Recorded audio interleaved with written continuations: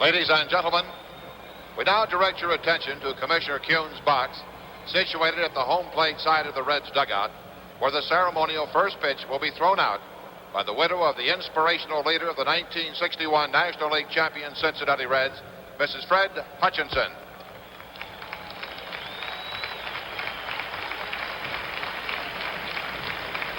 Patsy Hutchinson will throw out the first ball. What a lovely lady. Johnny Bench will take one more. Baseball certainly remains a big part of the Hutchinson family. Jack, the second of the three sons and one daughter, one time played in the Red system, is now the assistant director of stadium operations for the Brewers.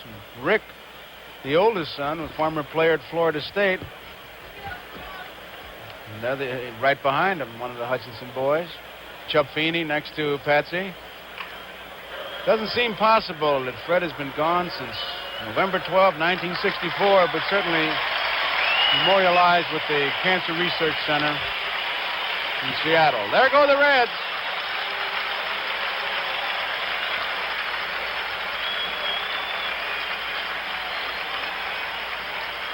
Tony, it's amazing when you look at this field, and Marty, you've seen it so often. The rain came down, that big squeegee comes out, and look how dry it is. It's Italian. You should have pronounced it. What is it called? A Zamboni? Zamboni machine. And, Joe, you and I were talking before the broadcast tonight that they have never had an official game rained out here. They had a second game of a doubleheader a few years back. They had a game stopped at the end of 5 innings last year, a tie game with Atlanta, but never an official date rained out since they moved in here in 1970. Fred Norman, a little guy who was used in middle relief, he and Billingham kind of swapped positions. He's digging it out there, boy. Get him a rake and a shovel. Tony, I know that Larry Shepard, the pitching coach, you were there visiting with him. And it looks like before he starts, he's going to be like the doctor. He's going to have everything ready. You talked to Larry Shepard about Fred Norman. Right, I asked Larry about his pitching style. He's been very consistent for the Reds. We talked to him before the ball game, and here's their pitching coach, Larry Shepard. Well, he has all the pitches, Tony. I think that with the curveball, the screwball, the fastball, the straight change, plus the fact that he has control of all his pitches, and I think this is going to give them trouble. I don't know about you, Tony, but my favorite shot of these four is the one in the upper right-hand corner, because I like to know what that pitcher's looking at when he starts to throw. And Norman, like a lot of them, and this shot proves it, they look down at the ground. Watch when he delivers. Well, he was looking straight ahead that time. Time before he did. That'd make me feel better as a hitter, wouldn't you? They say he has a little bit of a problem when he tries to nibble too much. If he tries to be too cute, tries to nibble on the corners, he can get behind. We heard Larry Shepard talk about his screwball, slow curve, and I think his fastball is more deceptive sometimes, Marty, than people give him credit for. It is, Tony, because of his off-speed pitches. You mentioned his screwball and his curveball, and when he gets those pitches over and they're working effectively for him, his fastball is deceptively quick. Would you expect a lot of ground balls if he's got his good stuff? Absolutely, Joe. And Tony mentioned the fact that he has been guilty many times this season of nibbling, and it's a tremendous problem for Freddie. He can roll along, maybe giving up 2-3 hits over maybe a 6-inning span, and all of a sudden completely lose it because I know as Sparky comments he's thinking too much out there. Don't want you to think, want you to throw. And there's his 1975 statistics and his lifetime 52 and 57. Fred Norman has bounced around, but here he is in the major leagues.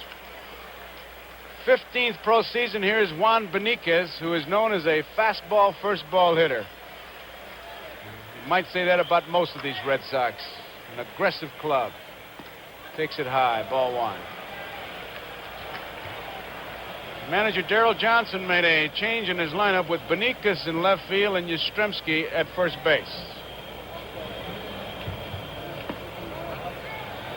2 balls and no strikes. Dick Stello is behind the plate. George Maloney is at first base. Satch Davison is second. Art France is at third. Larry Burnett is in right field. Colossi is in left field. That's the umpiring alignment. 3-0, 3 balls and no strikes. What makes a pitcher so good? There's Zimmer at third base. What makes a pitcher so good in one park and not so good in another? He's got a tremendous home record, doesn't he, Marty? 22-6 lifetime, and he's been a below 500 pitcher on the road. There's the strike. I don't know. I've seen pitches like that. You have too. It make you wonder as Zimmer flashes the sign. And I tell you, if he coaches like he usually does, this guy's hitting.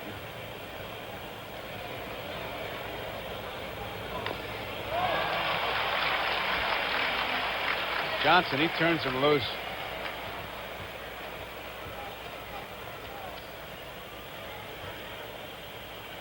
Norman falls behind hitters, and that'll get you in trouble.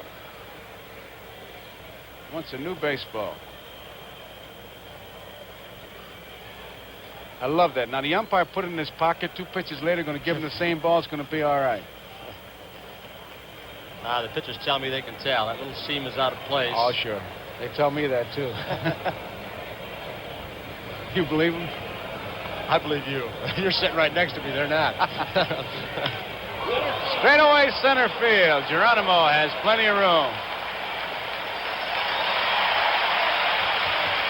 1 away, and it brings up Denny Doyle. Joe and Marty, you've got to wonder what kind of attitude the Red Sox are going into this after they lost 2 consecutive games, both of which they might have won. A little bit base running that may have been a little bit too risky. Well, I'll tell you, Johnny Bench wasn't that happy about the victory. He was a little bit upset last night. He said, we were lucky to win it, very lucky to win it. He said, we made some bad plays, and I hope it woke us up. Hits his bat at strike 1. No score, just underway. Denny Doyle, 4 for 12, hitting .310. This little guy has really done a job.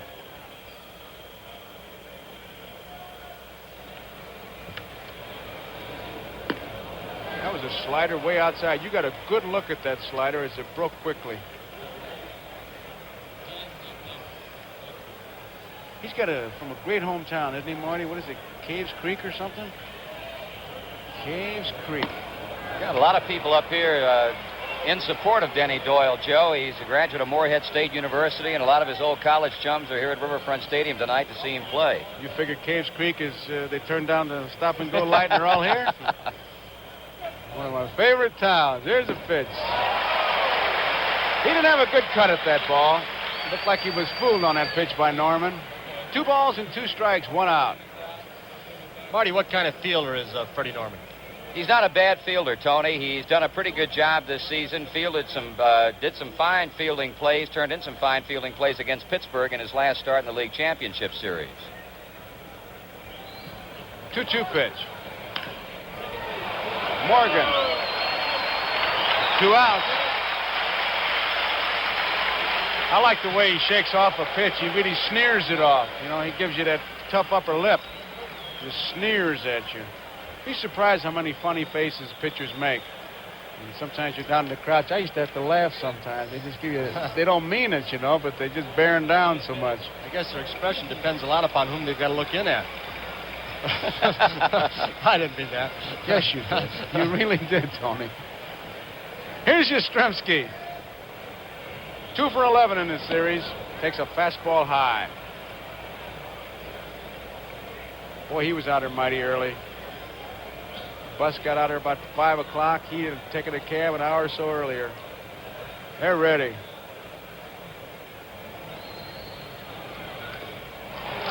Good cut of the fastball. 1 ball, 1 strike. There's the on-deck hitter, and he'll get quite a reception when he comes up. Carlton Fisk. They look like they're playing Yastrzemski over more to pull toward the right field line than they did before. I guess they're going to try and pitch him inside or maybe some breaking balls.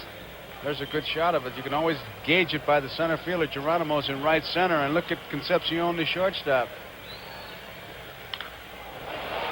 Hit it to right field. It's a base hit. Got a curveball up, and he just kind of stroked it oh so gently. Yastrzemski is on, and that brings up Carlton Fisk.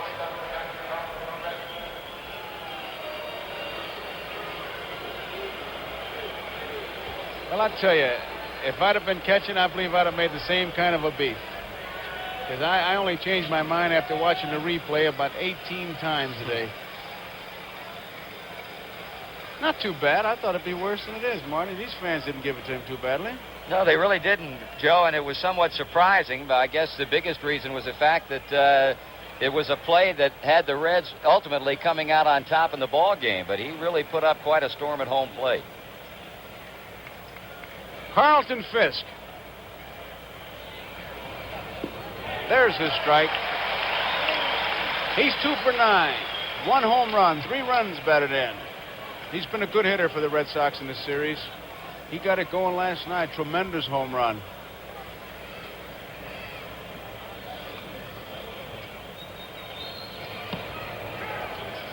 One and one.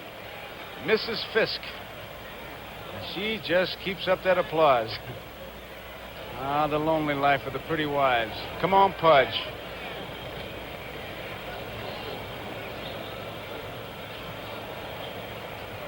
Curveball is the beauty. He dropped the curveball and they're off speed. And there is Larry Barnett, who was involved in the play last night. He's along the right field line. He was behind the plate last night. Out on strike. Fisk on a screwball. So the Red Sox do not score in the top of the first. We go to the bottom half. No score. And there he is, Luis Tiant. And Mrs. Tiant. What in the world is that? Man, she came prepared, didn't she? Beautiful. Fans are going to have some fun watching Louis pitch here tonight. Oh, I tell you, he is something to watch. We warn you ahead, there'll be nothing wrong with your fine-tuning knob. He'll be out of focus. Here he comes. Fastball is the strike. You remember he threw a slow curveball to Pete Rose that had him kind of talking to himself. Makes you wonder if he'll be up there looking for it. 3 for 12 in the series. No score.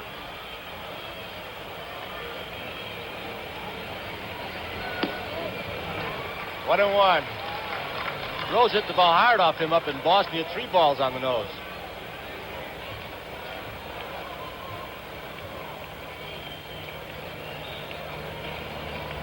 There's that slow curve. He was waiting for it, He was waiting for it. Yes, sir. And still couldn't do much with it. He's talking to himself. Joe, you talk about Tiant's motion in relation to Pete. Tony made the comment about the 3 hard-hit balls. Pete said that Louis Tiant's head could roll off toward the first base foul line. As he delivered to the plate, he wouldn't even notice it. Say, he is something. 1-2 pitch. Fastball, and he had to fight it off. He comes from over the top. He gets a little extra on it, it seems. The thing about him, he's got 6 different pitches. He throws a knuckleball when he's really ahead, but it's not only the pitches that he has, it's the angle from which they come. Outside, 2-2. 2 balls, 2 strikes on Pete Rose. No score, bottom of the first. Game 4.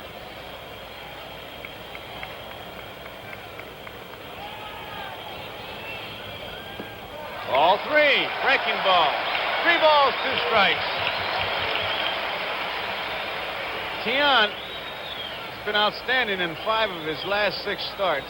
In his last 6 starts, he's allowed 5 earned runs in 48 2/3 innings. That's an earned run average of 0.92. Amazing. Payoff pitch. Pretty good fastball. He's going to need it tonight. He usually has pretty good control, too. He can spot the ball with all of his pitches. He walks 2 or 3 a game. Look at those statistics, Tony. 27 hits, 6 runs, 5 earned, 3 shutouts. Boy. Look at that bottom line. Oh. What they pay off on. Up the middle, it's a base hit. Tiant, because of his follow-through, was not ready, and it got through there. This telecast is presented by authority of Major League Baseball. Is intended solely for the private, non-commercial use of our audience. Any publication, reproduction, retransmission, or other use of the pictures, descriptions, and accounts of this game without the express written consent of the Commissioner of Baseball is prohibited. Major League Baseball has the right of approval of the announcers for this event. Joe, you might take a close look at Pete Rose here as Ken Griffey steps in. Sparky Anderson made the comment earlier tonight that something may be going if he gets on initially. Well, he's on. Not too big a lead. There he goes. Left center field. That's going to plug the gap. Rose will score easily. Here he comes. There goes Griffey to third. They're going to have a shot at him. In time, they got him. Once again, the Boston Red Sox with fundamentally sound, basic baseball. Hitting the cutoff man who got the ball in good shape. Fine relay throw as we look at Lynn all the way over left center to Rick Burleson, the cutoff man. Look at Art France, the third base umpire. He's eating dust right along with Petrocelli and Griffey. Good relay. Great execution, Joe. That was just perfect, boy. That's page 10 of the Spalding Guide if you want to know how you make relay plays. Lynn gave it to Burleson. Burleson a one-hopper, which is an easy ball for the infield and the handle. And Bongo, they got the man. Pete Rose scores. It's 1-0.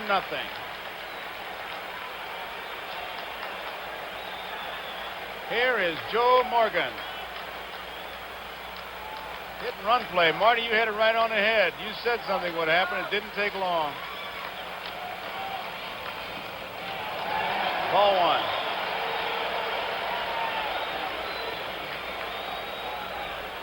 Wrinkle those socks.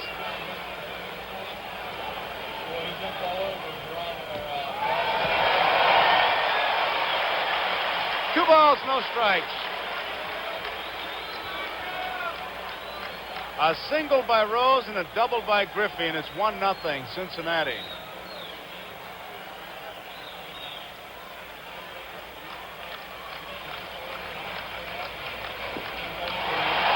All 3.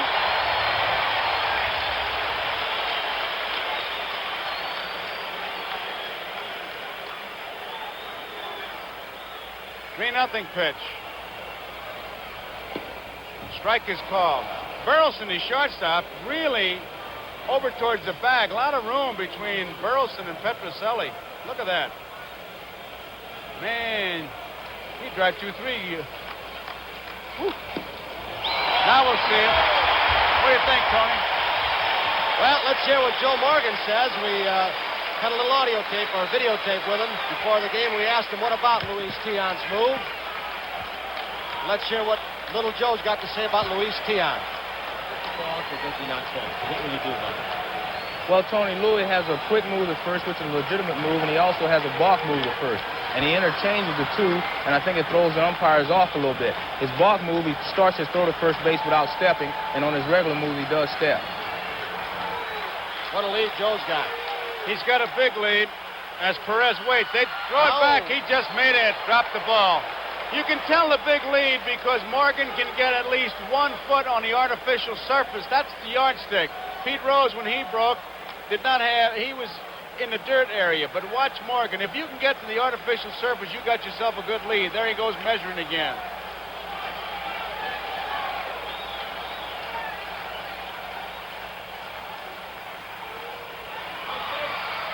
Back there. He read that pretty good. That wasn't as close. Morgan's come out and said that he's not going to be thrown out anymore the rest of this series. Tion jiggles, comes from different positions, and look at the lead.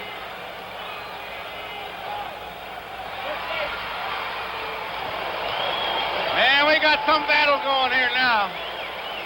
Say what you want, and Perez has to wait. Morgan continues to defy Tion by getting a big lead. Tion challenging him. Cat and mouse. Holding. Foul back. Boy, I guarantee you now, when you look in the box score, all that happened there was a foul ball, but you never saw a more exciting moment than the Tion trying to get Morgan. Fastball right down the middle, and that's the benefit that a bench or a Tony Perez get when Morgan's on base. Not many breaking balls. Lack of concentration by the pitcher going home. You see some balls popped in this situation. I think what they do, they rely more on throwing strikes than they're throwing outside corner strikes. Here we go again. Look at Morgan's lead on that surface. 1 strike. Pitch out. Nothing happening. Morgan says he loves it. He said he can read pitch outs. That man goes quicker to home. That's all he needs. He stops in his tracks, doesn't even break. He didn't break at all. But look out now.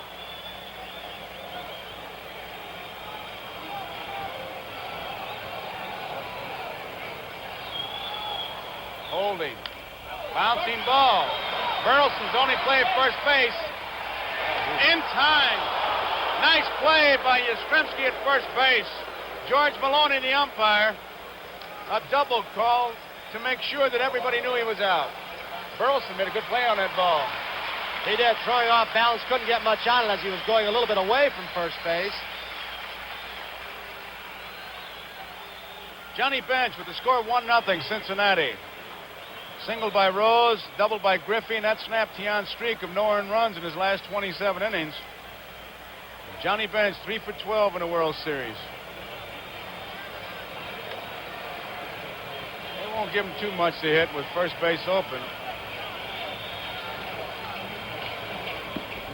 High, ball 1.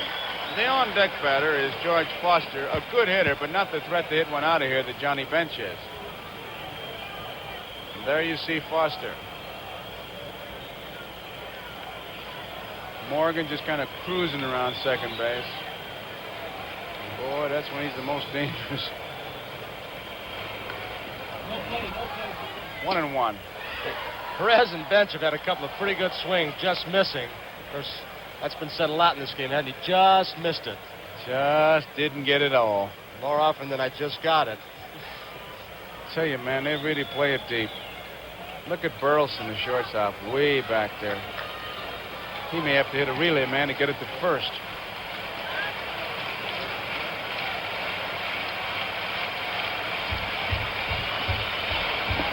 High fastball. Got to believe John White in the strike zone tried to drive that run, and that was not a good strike. It was a good pitch by Tian. Marty, how much did that shoulder injury bother Johnny Bench during the course of the year? Tony, it bothered him a lot more than he let people think it did. Actually, at one point, it got so bad that he had to go to Sparky Anderson and said, look, I've got to sit down for a while and give it rest. He had a number of shots to try to alleviate the problem. 1-2 pitch. High. 2-2, 2 outs, 1 run in. We're in the bottom of the first. Tian hasn't given that whirling dervish kind of move where he kicks his leg at base runner Morgan at second base. But due for it.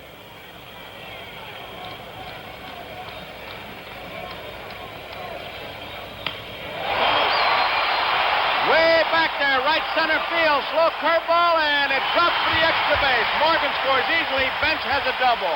That ball seemed to hang up there a long time. And Evans and Lynn gave it a chase. Couldn't seem to catch up with it. 2-0 Cincinnati. Well, they said up in Fenway that they wouldn't be able to play as shallow as Mr. and Mrs. Johnny Bench in the stands. Here's Freddie Lynn. He and Evans have not moved back too much since coming over from Fenway, but they got hurt by Pete Rose yesterday. This ball hung up, as you said, Joe, but they were playing relatively shallow, couldn't get to it. What a great shot from center field to see the action of the outfielders. I think there was more indecision in misjudging it.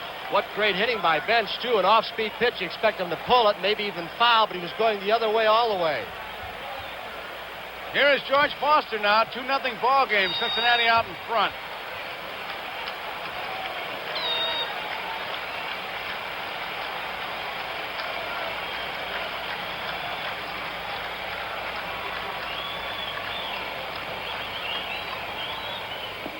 Strike one.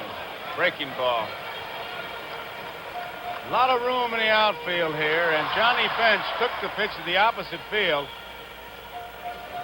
He has given the Cincinnati Reds their second run in this inning.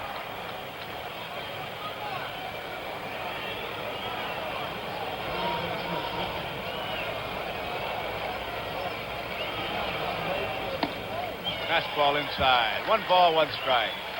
Looked like they want to take the fastball and lay for the off-speed stuff. And go the other way with it. Mm-hmm. You know, Rose got the first off-speed pitch he got. He went for it. Bench hit it. Perez went after it, dribbled it. Perez dribbled it. Infield. 1-1 pitch. Curveball is a beauty. Overhand curveball. Johnny Bench at second base.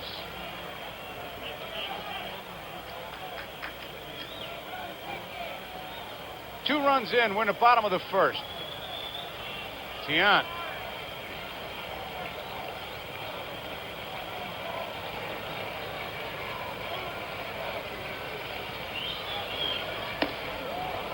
Good fastball, got it up and in.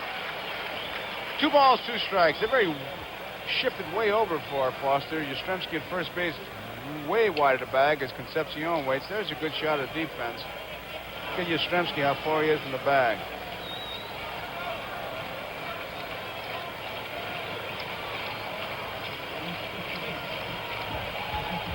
Two-two pitch. Fouls it back. Never forget the All-Star game in Washington. The year Bill Dickey was president, great Hall of Famer, and he was talking about Bench. He said he had seen him on television. He just raved about the strength he had and still had the great soft hands, his agility. And he said, well, everybody knows it by now. He's going to be in the Hall of Fame. This is one of the first years Bench was in the majors. He may be in the Hall of Fame while he's still playing. Way outside, 3-2.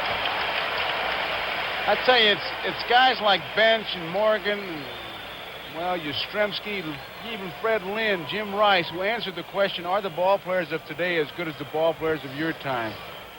Listen, if you could play, you can play in 1776 or 1976. If you can't play, you better hope your father buys the team.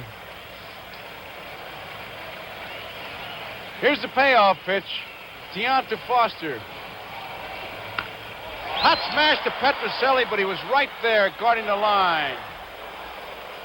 Yastrzemski, nice play, almost pulled him off the bag. At the end of an inning, Cincinnati 2, Boston nothing. Split screen as we see Sparky Anderson on the left, Darrell Johnson on your right. Sparky's very superstitious. He always has Alex Grammas to his right when the opposition is batting. To his left, I'm sure, is George Scherger.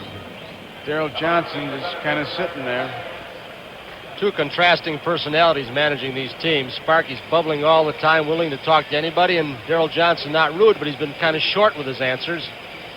Simple yeses and nos. Although I guess you said more than yes or no yesterday in that 10th inning.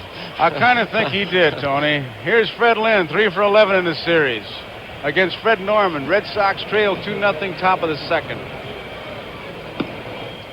Ball 1. Lynn trying to draw Pete Rose in. Petrocelli, who has really been a hot hitter. Petrocelli, 6 base hits.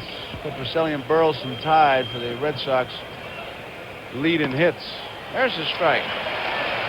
We pause briefly for station identification. This is the NBC television network.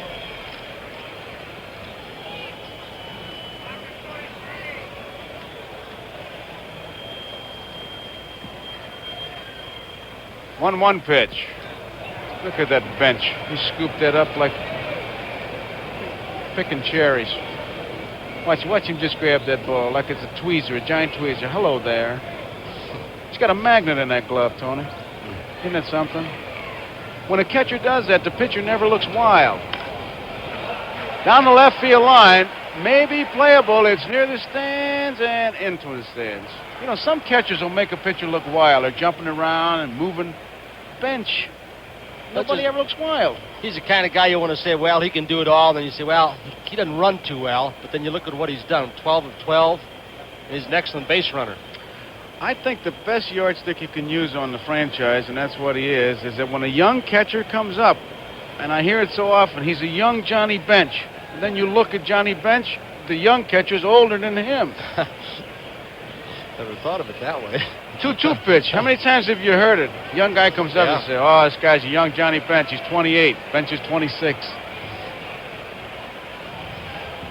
3 balls, 2 strikes on Fred Lynn. They're going to be saying the same thing about Lynn. High curveball. He chased it, missed it. Strike 3, and that's the second strikeout for Norman, 2 in a row. Rico Petrocelli. Petrocelli is 6 for 11. 3 runs batted in. Fisk and Petrocelli have a club lead in RBIs. There's one right there. He just struck out Lynn. The ball was passed around the infield. He changed balls. Superstition, Marty? Yeah, he does that quite a bit during the course of the game, Tony. What does he figure? That it's some witch doctor? One of those idiosyncrasies of a left-hander, Joe. You put it nicely. That's the high rent district way of saying they're flaky, huh? Yeah. He's bearing down. Look, I love the way. Oh man, he sneers. There's a broken bat, base hit for Petrocelli, and in my book, there's no such thing as a cheap hit. They're all too tough to get, and Petrocelli now has his 7th base hit of the World Series. Might have been a screwball that Rico got off the end of the bat. Looked like pretty good location. That's the pitch that used to get Rico out very easily when he was a big slugger. Kept the ball away. Now he goes the opposite way at times with that pitch. He did hit that ball right on the end of the bat. You could see it. Here is Dwight Evans, who was a hero for a couple of minutes last night. Hit a big home run to tie it up. Evans is 3 for 10. 1 man out, 2-0. Cincinnati leading, top of the 2nd. Fastball. Bench wanted to know where it was, and there is Rick Burleson. He's one of those bear-down guys in the on-deck circle. Takes his stance and tries to time the pitcher.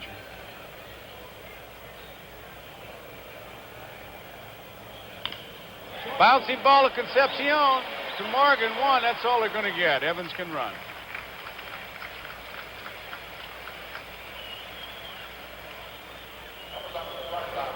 Two outs.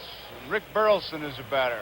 Joe, I think what tells a little bit of the story of the kind of competitor that Freddie Norman is, he was peeved when he was passed up for the 2nd game up in Boston. I know a lot of left-handed pitchers want to pass up Fenway Park, Boston. Yeah, that's one of those parks that left-handers get bad backs, isn't it? Ooh. 10 hits and 20 times at bat. That's pretty good in the postseason play games. Burleson, first pitch once again. This time it's Rose who comes over and makes the play. Dodgers say Concepcion, but Pete Rose covered a lot of ground. Ends the inning. We go to the bottom of... Here it comes. We talked about on a play made this way yesterday going to his left. He considers this his best play. What an adjustment he's had to make and do it well, and never lost his hitting either. So it's 2-0 as we go in the bottom half of the 2nd inning. Cincinnati in front. Dave Concepcion leads it off against Luis Tiant. That was a tough first inning for Tiant. Made 28 pitches at the plate. 3 more pitches at first base when Morgan was on. That's a lot of pitches for him. Fastball is a strike. Concepcion had some problems with Tiant in Boston. But then who didn't? He won that game 6-0. Strike 2. Headlines in Venezuela this morning, I understand, was the front page, Concepcion's picture, full page, and Concepcion, the hero of the game. He's something. It's the way it should be. Hot smash to Petrocelli. Played him perfectly. 1 up, 1 down. Petrocelli has been as steady a ball player as you want. He's hitting, he's fielding, getting on base, and just kind of doing it in a quiet, positive way. Still insists he might quit and call this his last year. Boy, you would hate to see that happen with the kind of a series he's having. Here's Geronimo, 2 for 8, hit a big home run last night. Fastball misses. Another one of those oddities in this series. Small ballpark, 2 games, no home runs. Last night they were flying out of here, 6 of them. Big ballpark. There's that slow curve hit off the end of the bat. Doyle. So Geronimo is out. What would you do, Tony, if you were batting against a guy like Tiant as you watch it? I think I might do what Cincinnati's trying to do. They're taking the fastball and going after the off-speed pitch. Look at Louis, another change-up curveball. Geronimo was looking for an off-speed pitch, but he still hit it on the end of the bat. That pitch, he seemed to sling it. One of those frozen shoulder jobs. Of course, he looked 7 different directions before he threw it, too, which can be a little distracting. Here's Norman, not a bad hitter.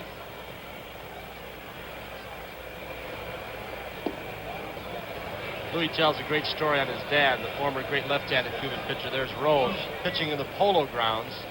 And he apparently had a great fastball and also a great move to first base. And he threw over to first base. The hitter swung and missed. Threw his bat down in disgust, told the umpire, "I never saw the ball."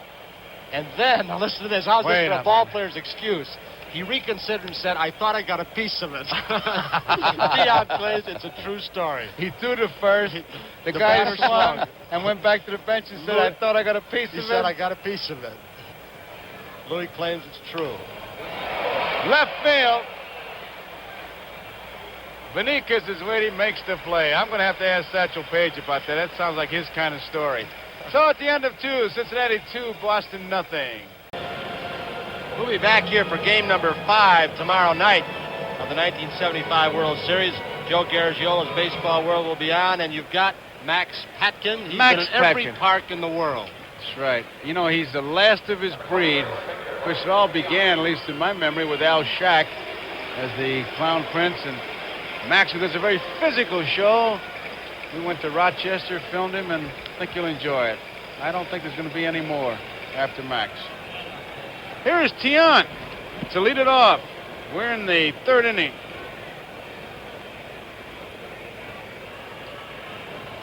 Curveball, and they're treating him with respect, and they should, because it was Tiant as Beniquez swings that bat in the on-deck circle.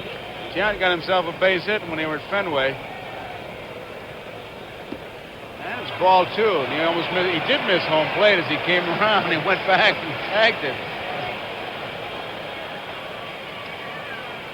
2 balls and no strikes.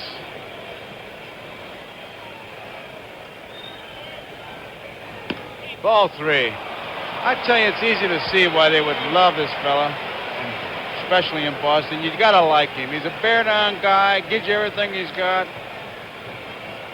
3-0 pitch. Ball 4, draws the walk. And that'll send Sparky Anderson to the water cooler, I guarantee you. That'll make you stir at least. DeRocher used to always go to the water cooler. There he is. There's his superstitious lineup. Graham to his right. That's Sparky Anderson with his leg crossed, which is another one of his superstitions. Scherger, the coach, has to sit up there off his left shoulder, and Larry Shepard to the right of Gramus.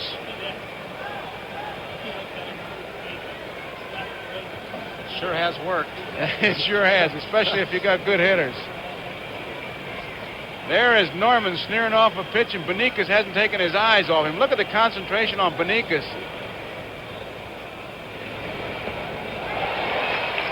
Screwball.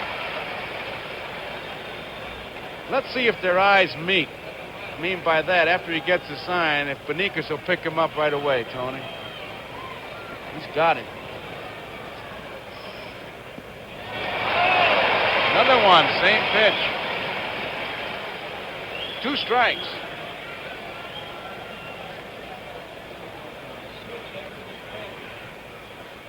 Luis Tiant is the base runner at first. Here we go. Beniquez with a count of strike 2.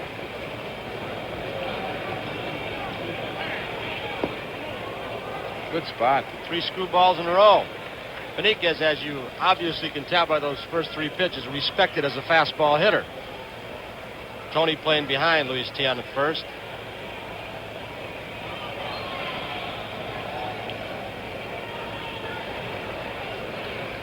One-two pitch now. Fouled off. I'd say that Cecil Cooper played behind Perez last night, and old Tony took off. And what made a difference. Yeah. Would have been the 3rd out. Had he been thrown out, bench would have never come up. Everybody on this club looks for that green light, whether it's hitting or on the bases, and Sparky Anderson usually giving it.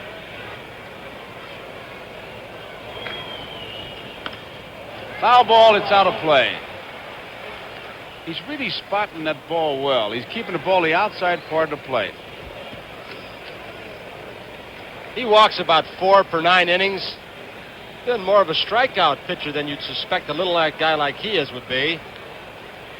Strikes almost 6 out per 9 innings. So far tonight, he's got 2. There's the on-deck batter, Denny Doyle. Nobody out. Lined over the dugout. He just, again, that's that good fastball in, and that good hitter, when he can't handle it, he just fouls it off. Beniquez is noted to be a pretty good offensive player. They've felt he'll hit around 300, pop a home run once in a while, has a chance to be a good base stealer. They're trying to find a position for him. If he can hit, they'll find one. Off the end of the bat, but it's going to sneak through. Whoa, Louis. Tiant, he made that left turn. Louis had some experience this year being on base. That was the first game of the World Series. Almost gets nipped by the ball. You're going in the right direction, Louie. Don't round it too far at second. Tell you, the other day in Boston, when he got on first, they gave him a jacket and a road map. Now he's looking like he's got some ideas. Throw a lasso on him. That's it. He's just one of those guys that makes things happen when he's around him. There's a base hit to right field, almost hits him. He scores, ball misses home plate. Something's always happening. He's an exciting kind of guy. So it's first and second now. Here's Denny Doyle. Doyle bounced out his first time up, and they're moving in on him at first and third. They're looking for the bunt. He squares around, and then, whoops, look out there. The Cincinnati infield was doing a little decoying there, too. They were creeping in at the corners, and Concepcion was way over toward the back. That's where he was now. But as soon as Norman started pitching, they backed up on the left side a little bit. Remember, it was Doyle who slapped the ball by Rose in one of the ball games earlier. He's got a lot of room between Concepcion and Rose. Ball one to count. Center field, Geronimo covering over fast and makes the play. The ball was well hit, but he was very shallow. He covered a lot of ground. The kind of situation you would expect Doyle to bunt, Joe. I thought he was going to bunt all the way, but they put so much pressure at the corners on this artificial surface, didn't feel he could do it successfully. Johnson, one of those managers who plays pretty conservative, but again, that pressure from Rose and Perez just took the bunt right away from him. Joe, I haven't seen that conservative play by Johnson. I think he's well, I mean, had as his far as guys bunting. going on the base pass, yeah. The only guy he really didn't bunt with we expected was Yaz, and he said he would have bunted with him last night if he'd got one strike. Oh, he's not conservative on the bases at all, or 3-0. Bouncing ball to Morgan. There's one. And there's two. Double play, 4-6-3. And the crowd loves it. Here's the play once again. 2-0. Cincinnati leading. Tony, here's that double play again. You got to love the way Morgan gives you that ball. You'll see right here why David Concepcion's son's middle name is Alexander, after Alex Kramis, who spent so much time working on him with just that specific play, among many others. A lot of hours put in, trying to refine his double play technique. Certainly has refined it to the point that he's got it down perfectly. Here is Rose. He singled and scored the first run. Single to center field. Hit hard, center field. Lynn is there. Boy, he jumped on the first pitch and really drilled it. Can't say he fooled him with that one.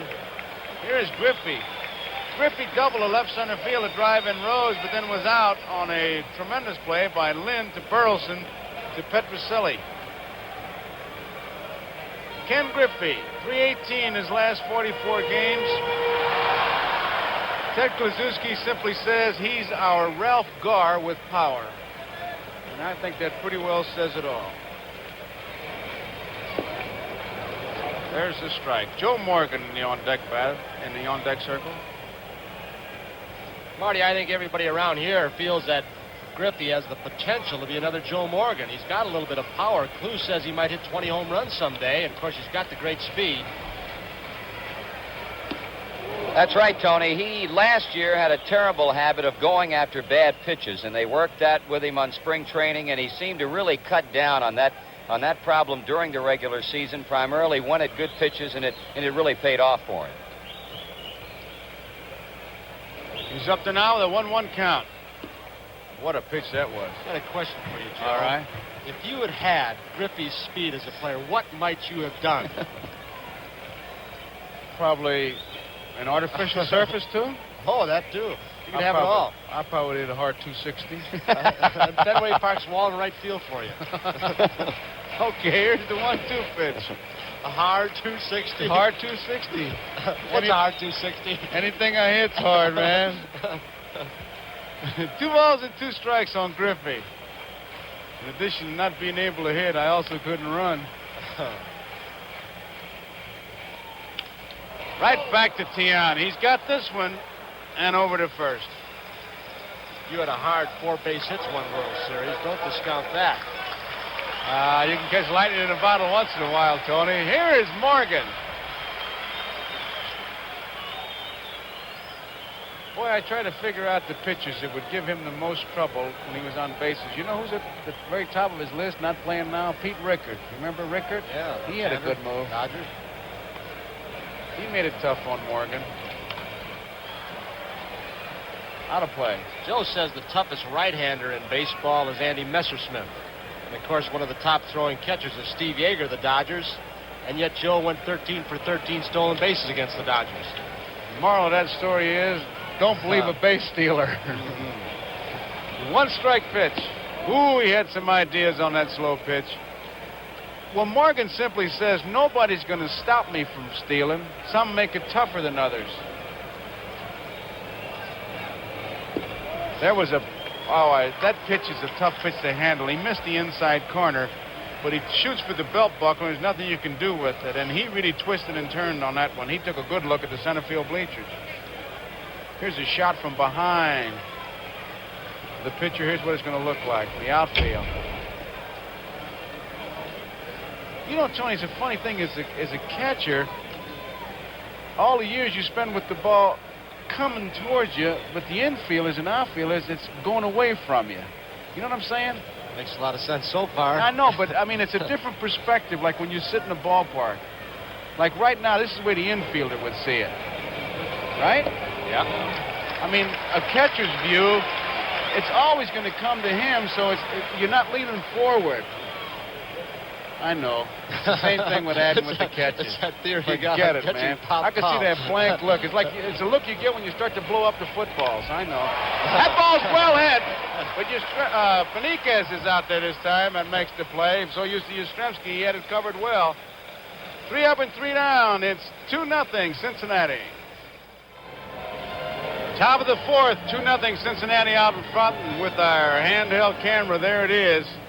Now, that's a spot. See, I would sit there, and the reason I would sit there is so I could watch the third baseman throw the ball as opposed to sitting at first base and watch the ball come towards me. I can get you that job. I'll call Corey Leibel, the guy carting that camera around. You can have his job. I don't want his job.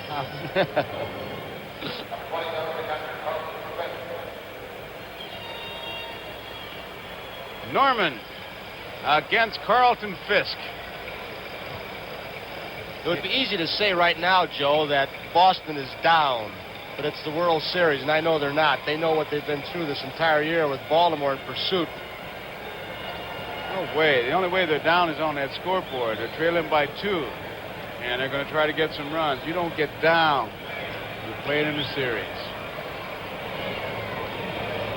Fastball is high, ball 1.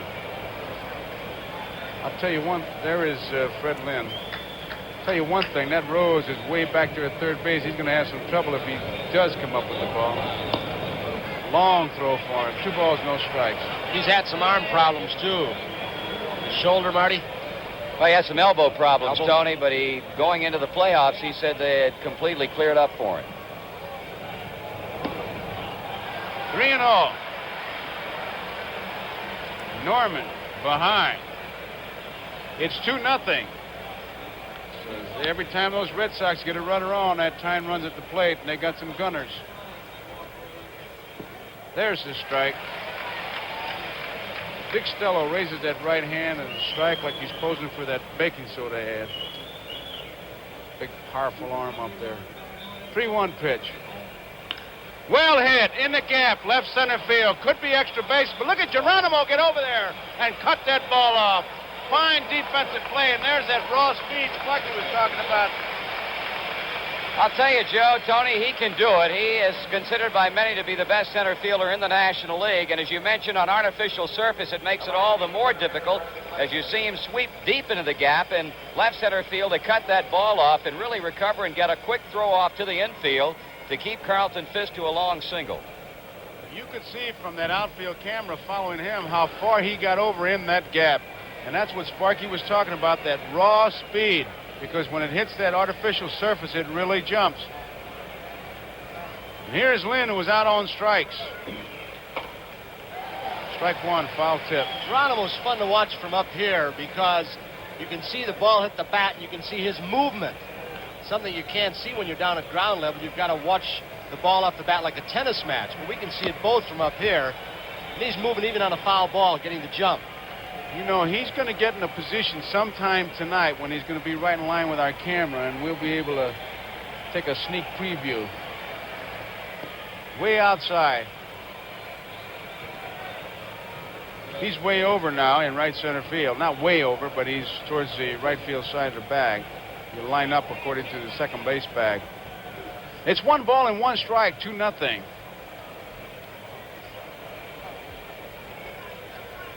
Whoops, little flip throw.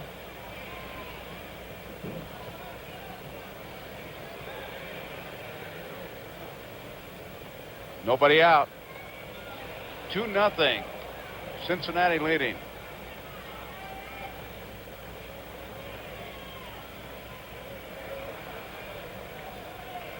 Going for that outside corner.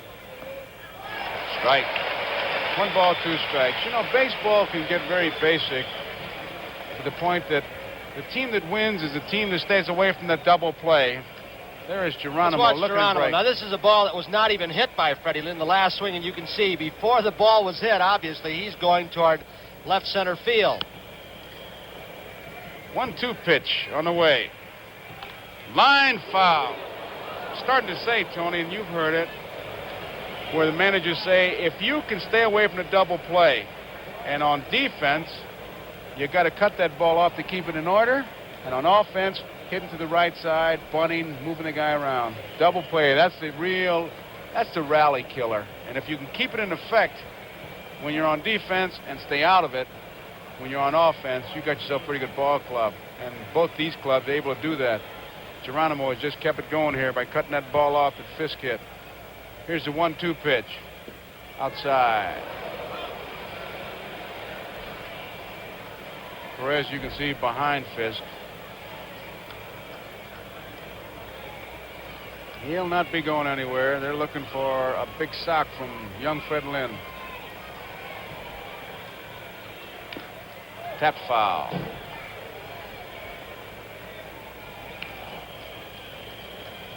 All those outfielders, as you look at them moving.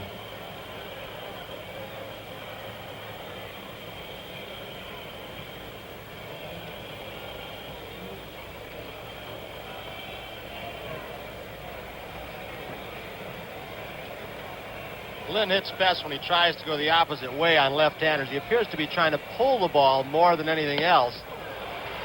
Thrown him some curveballs. He's been out in front on them. Here's an interesting situation now. 3 balls, 2 strikes, nobody out. Fisk is on at first base. Lynn against a left-hander. Do you run him? Do you keep him there? It's a right-hander. I might start him against a left-hander. I'd hold him, but let's see what Darrell Johnson decides. I agree with you. He's holding. Fouls it back. Bad pitch. Might have been 2 men on, nobody out. That was a bad pitch. But when you got 2 strikes on you, you can't be that choosy. There is the first base. A look at the batter and the angle at first base. With Fisk at first. Perez behind him. 3-2, I like the late Clemente's theory. Any pitch you can hit is a good pitch. Fisk is holding. Hot smash, almost got Fisk, a base hit in the right field. Carlton had to stop to let the ball get by him. Lynn jumped on a high pitch and drilled it into right field. Now it's first and second, nobody out. Here it is again. Here's Fisk coming close to getting hit by this hard smash, which may or may not have, we don't know for sure, have prevented him from going to third base. Hit pretty sharply. Griffey was playing toward right center. Don't think he would have taken the chance. That's a pretty good arm. Pedro Borbon now has gone down to the bullpen for Cincinnati to get loosened up. Borbon. Neither Rose nor Perez looking for a bunt with nobody out and 2 men on. Obviously, Borbon is a long middleman. Sparky used them all last night. Rose is way back at third. Nobody out. Petrocelli with Evans, the on-deck batter. Nice play by Bench. He has done that throughout the whole series. Not only does he come up with it, watch him get his body in front of this ball to prevent it. Look at that. Hit him right in the middle of the chest protector. And then he plays it off the protector. Morgan comes in to say something to him. Might be a little stall for time. Barbone's thrown just a few pitches down in the bullpen. The string of right-handed hitters coming up. Now you infielders go there and say, come on, settle down. I want you to settle down. You go in sometimes because the manager says go in. You don't have anything to say. And then that pitcher runs you out of there. It's Freddie Norman, and he gives you the look he gives the catcher. You take off. 1-0 pitch. High pop fly. Concepcion is under it. It's an infield fly. Infield fly. Petrocelli is out. One away, and here is Dwight Evans. Petrocelli got under that ball. Evans into a force play his first time up. Hit .316 in his last 48 games. He and Fisk were the two hottest hitters on this Red Sox club going through September. He's become a more aggressive hitter. At one time, he took too many pitches. Johnny Pesky has worked with him, trying to make him more aggressive. Gets by bench this time. It'll be a wild pitch, and both runners advance. And that's a big play. As good as a bunt. Looked like a screwball. For a while, it looked like almost like it was going to hit Evans. Bench just couldn't get around. That's kind of a funny pitch because usually if it's a curveball, when it hits, it would have gone to Bench's right side because it goes to the opposite way because of the rotation. That's one of those pitches, as the late and so wonderful Casey Stengel used to call a 55-foot curveball. Here comes Larry Shepard. He has Bourbon ready, but does he come out when they take him out? Marty is usually Sparky. No, Sparky's the man who comes out and brings the pitcher back with him, Tony. And Sparky made the comment earlier tonight that he felt like he had to have 6 strong innings out of Freddie Norman in this ball game. Did he give any reason, Marty? Well, he felt like he really, as you mentioned a moment ago, Joe, really went deep into his bullpen last night, and he does not want to have to go deeply into it again tonight. There's Bourbon again. It's interesting. They talk about Fenway Park not having any effect on the ball game as we look at Sparky. Well, maybe they're keeping Gullett back this one extra day so he doesn't have to pitch the 7th game if it goes that far in Fenway, but they could still use him in relief to get left-handed hitters out. Red Sox forced to go with Tiant, down by 1. Evans waits in the pitch. Slow curveball. See Bench give Carlton Fisk a quick look. 1 ball, 1 strike, 1 out. 2-0. We're in the top of the 4th. Cincinnati's leading. And the infield conceding 1 run on a ground ball. Deep to right center field. This could be trouble. Way back there. Off the wall. 2 runs are going to score. Here comes Lynn. There goes Evans heading for third. There's the throw. Whoa, nobody backing him up. Nobody backing him up. And luckily... luckily is right. Nobody was behind him. Norman was back in the plate. Or halfway in between, it seemed like. Here it is. Geronimo, the strongest arm in the outfield, throwing the strongest arm in the infield. That's Concepcion with a relay in right center field. And Freddie Norman was hung up as Zimmer saying, whoa, wait a second, don't go. It hit the screen, protecting the dugouts. So there it is, all tied up at 2 apiece on another clutch hit by Dwight Evans. Boy, 2 days in a row, that big guy's come on. Now the infield has to move in. Evans is on at third base with the triple. Here's Burleson. And there's the base hit. And Boston takes the 3-2 lead. Burleson's trying for second and makes it. What a piece of base running. Satch Davidson says no way. They took for granted that Burleson would stop at first base. Well, it shows the scouting report of the Red Sox. If the ball is handled by Foster, we'll take some chances. Not on Geronimo. Burleson knows that Foster fielded the ball. Satch Davidson of the National League right there, eating dirt with Morgan and Burleson. Here's Evans on third. With the infield in the way it was, an easy base hit had they been playing back. An easy out. Here's Burleson again, coming into second base. Offline throw by Foster. He takes a little while to get rid of the ball, but just made it. Throw not only was a bit offline, Tony, I felt that he didn't have a whole lot on it. Kind of took for granted that he was going to stop and say, "Oh, baby, I just drove in the tie-breaking run." But that's not the way the Red Sox play, and they now lead by the score of 3-2. And there's a break in the action with the score 3-2 Boston. Luis Tian has just fouled a pitch off with Burleson on at second base. Barbone, a good fastball. Burleson, don't look now, man. 7 base hits for him. Him and Petrocelli. Rico, a base hit his first time up. And Tian, a base hit in the center field. Geronimo, a good arm, and Zimmer holds him up and bench now. And look at Tian made a big turn at first base, and nobody was there because Perez was the cutoff man, and Louis goes scampering back. Really wasn't much that Rick Burleson could do. And here again, the scouting reports say, not on Geronimo. All the way on the fly. First base was open. There's Perez in the cutoff position, allowing Tian to make the wide turn at first. Burleson get hurt down there at third base. Trainer's out there, Charlie Moore, looking at his leg. Now out comes Darrell Johnson. He may have pulled something to be out of the game. He's limping. Well, he had to pull up quickly, and maybe one of those quick stops because he had all the intentions of scoring. And you can see it's a left ankle. And sometimes when you put those brakes on a little bit too hard, you may pull something. Here's Burleson coming off second base. He thinks he's got a chance to score. And now watch Zimmer. He's holding him all the way. Right there on the artificial surface. That's where it happened. May have jammed that ankle. Didn't mean to swing. Little tap. Perez can't get it. Everybody's safe. It's 4-2 Boston.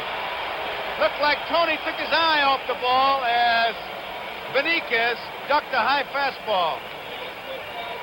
Barbone makes a good pitch. Really jammed him, but Tony Perez lets it skitter under the edge of his glove. Had no chance for a play anywhere. We got a 4-2 game. Here's Benitez. That's a jam job. Jam City. But the Red Sox get a break. 4-2, Boston out in front, and here is Denny Doyle. It's an error on Perez.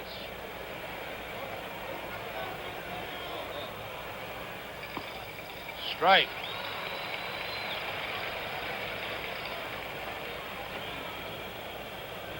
Activity in the Cincinnati bullpen as Barbone delivers a fastball outside, 1-1.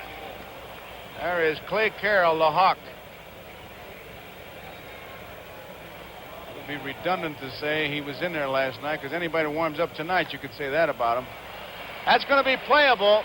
Pete Rose and bench. Who's going to get it? Rose takes charge.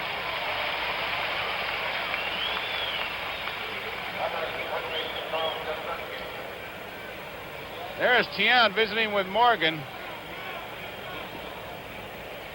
You don't think he's saying that's not a balk, Joe? Come on, you're making trouble for nothing. I think he's saying, how do you like my hitting and my base running? Here's Yastrzemski, 3 for 13 in the World Series, the Red Sox. 4-2. This is the 9th man to bat in this 4th inning. Off the handle, little looper coming on fast, Geronimo, and can't get it. Here comes Tian. He's going to score. Benitez is held up. He had ideas of coming around. Cesar broke back on the ball. He looped around the ball, starting to left center field. That's what artificial surface can do to a ball. Look at that hop.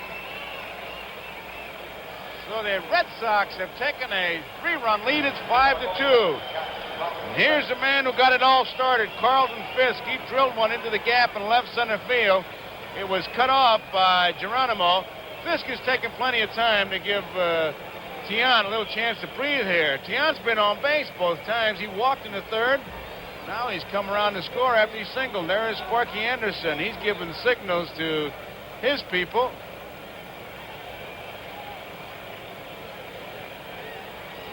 Barbone. I don't know what he could be giving him unless how to pitch him. With Fisk up there, you don't look for Yastrzemski to be breaking. There's a high fastball, ball one.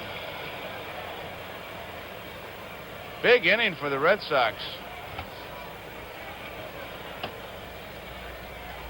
5 big runs. Outside. 2-0. And now, you know, that Zimmer, very active coach. In fact, Darrell Johnson, the manager, simply says to Zimmer, go out and coach your usual game. And that means that the runners will be running. Got under it. Left center field. Concepcion, now Geronimo takes charge, makes the play. And that ends the 4th inning, a good one for Boston. 5-2 in the bottom of the 4th. Red Sox out in front. 5-2, the Red Sox with 5 runs in the top of the 4th have taken the lead, and that's the way this series is going. And tomorrow, Game 5, there it is.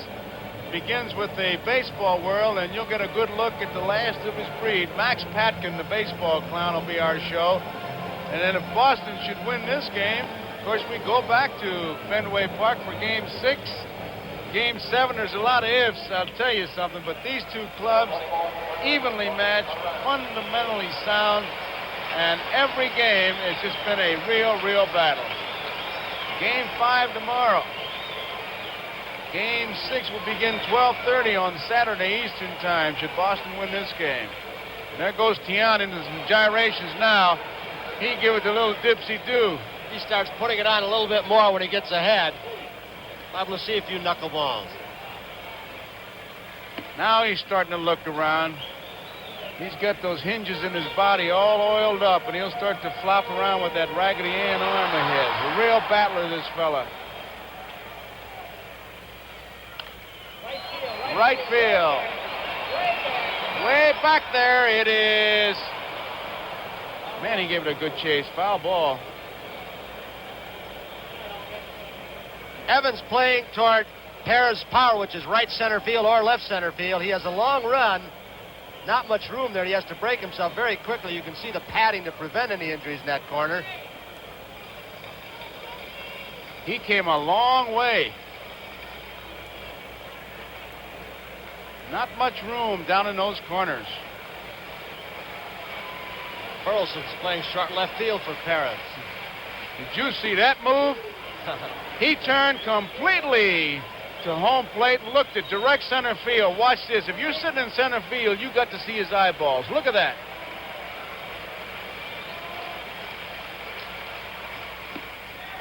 Well, one other man I know who can do what we saw in that last replay of Tian. Who? You've got him on your show tomorrow. Max Patkin, that's right. Oh. You know, and it's calculated. It just doesn't happen. This man figures it out. Here's the 3-2 pitch. Struck him out. Foul tip held on to by Carlton Fisk. That's the first strikeout.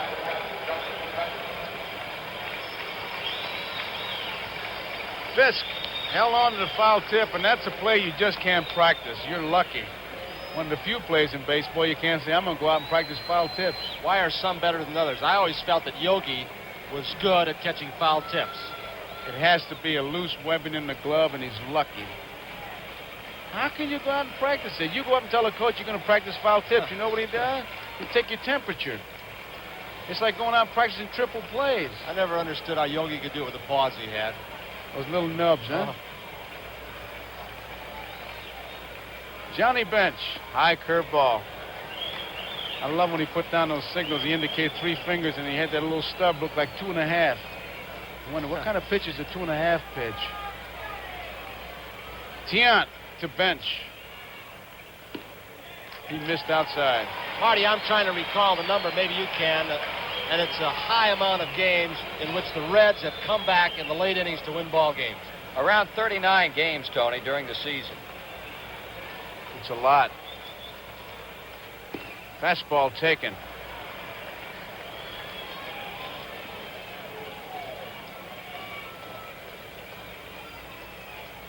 Fisk, the low target. Oh, what a pitch that was. Right on the outside corner. Johnny Bench thought it was low. And I'll tell you, he is really upset. Look at it.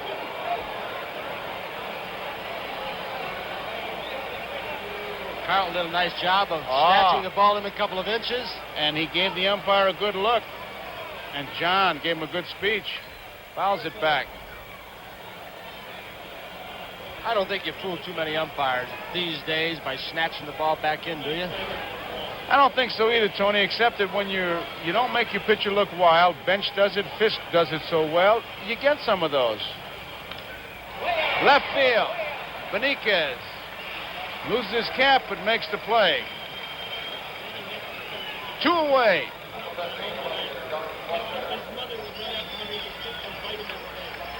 Foster, who bounced out his first time up. You know, you watch the catchers move back there, and again, they give the umpire a good look, because if you catch the ball coming down with the big glove, the umpire can't really see where you caught the ball. He sees the glove over the corner of the plate, and many times that's a factor.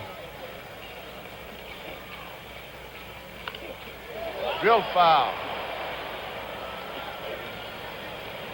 The difference sometimes in a strike and a ball is if you catch the ball in the webbing or if you catch it in the heel. It could be maybe 6-8 inches in there. And if you got the glove coming down or closed off, the umpire really has to make a guess at it.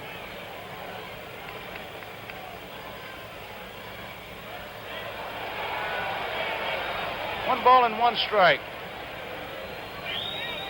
Luis Tiant, 5-2. The Red Sox are leading. They got 5 big runs in the 4th inning.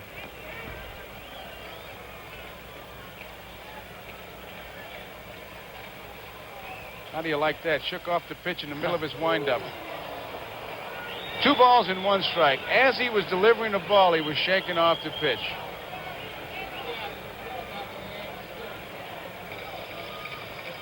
You gotta like this guy. Luis Tiant. High curveball, wants a new ball. He hasn't been back to Cuba in some 16 years. He said he would like to go. Everybody knows by now his parents are here, and they've seen him pitch great baseball through the month of September, championship series, and the first game of the series up in Boston. He knows how to pitch. Listen, his father knows how to pick off guys, too, I'll tell you that. If his father still got the move, I'd like to use him on the baseball world. Throw to first base and have the guy swing at it. 3-1 pitch, fouled off. You concentrate so hard on Tiant and his head fakes and the different deliveries, you forget how well he spots the ball when he has his control. He's settled down a little bit more now as the game has progressed, and he's been hitting the corners. You can see Fisk set up, motion outside. He puts the glove down, and Tiant's close to it. Let's watch Fisk. Off the handle. Doyle backhands it. Long throw. Not in time. That one went in the dugout. And it goes into the dugout. That throw into the dugout. Boston running, it hit the fence. Here's Doyle showing some good range. He didn't have time to right himself to get good balance. Not much on the throw, but he did have a good job getting the ball away. Yes, might have left the bag a little bit sooner so he could have stopped the ball from going through. Yes, was convinced he was going to get his man. Foster hits a quiet 300, doesn't he, Marty? Just a steady 300. He really does, Joe. And, of course, they talk about this season for Cincinnati. The big key when they talk about it will be the movement of Pete Rose to third and Foster to left field that really turned this team around. That was the move that kicked the big red machine into gear. And here is Concepcion. 2 men out, 5-2 Boston leading. We're in the bottom half of the 4th inning. Good fastball. That's the best fastball he's thrown, Tony. Burleson was telling me before the ball game that he played against Concepcion several years ago in Venezuela in the Winter Leagues. And he said he never thought that Concepcion would hit. He stood so far away from the plate, held the bat on the end, and couldn't reach pitches outside part of the plate. But Big Klug got a hold of him, and look what he's made of. Really just a tremendous shortstop. Hopped up, going out, Burleson coming in, Lynn, could be trouble, and it's Foster scores, and it's a 2-base hit for Concepcion. There's no reason for that ball dropping. It was a tough play for anybody who had to make it. Lynn usually comes and gets these kinds of balls, near collision. This is what happens when you get out of Fenway on this artificial surface, just a shade deeper, and he couldn't get it. Nobody seemed to take charge on that play. They were all reaching, much like the same feeling you get trying to look for the light switch in the dark. Everybody was just reaching. when you go out as a shortstop, you're looking at the ball and you're just waiting for somebody to crunch you. And that's the way it looked, Tony, and Burleson just kind of felt his way there, and it cost him a run. 5-3. Here's Geronimo.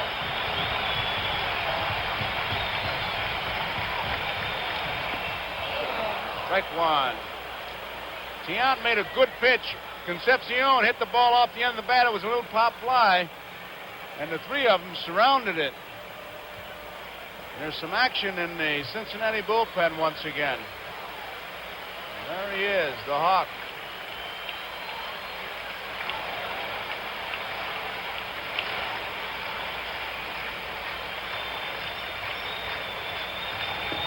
Strike two. This crowd is coming alive here. It's 5-3 now. Concepcion has hit 2 balls, and it really, really stung the Red Sox. He hit that 5 bouncer that tied it up, the one that got the grub worms in Fenway, and now this one, that little blooper. 2 strikes to count. Geronimo waiting. Just missed outside. Activity. Burton is the left-hander. Pohl is the right-hander. Corbone's in the on-deck circle, but I'm sure if he gets on, we're going to see somebody come to the plate, a pinch hitter. Crowley's been so good off the bench for Sparky. Here's a 1-2 pitch. Nice block by Carlton Fisk. 2 balls and 2 strikes. That curveball broke low.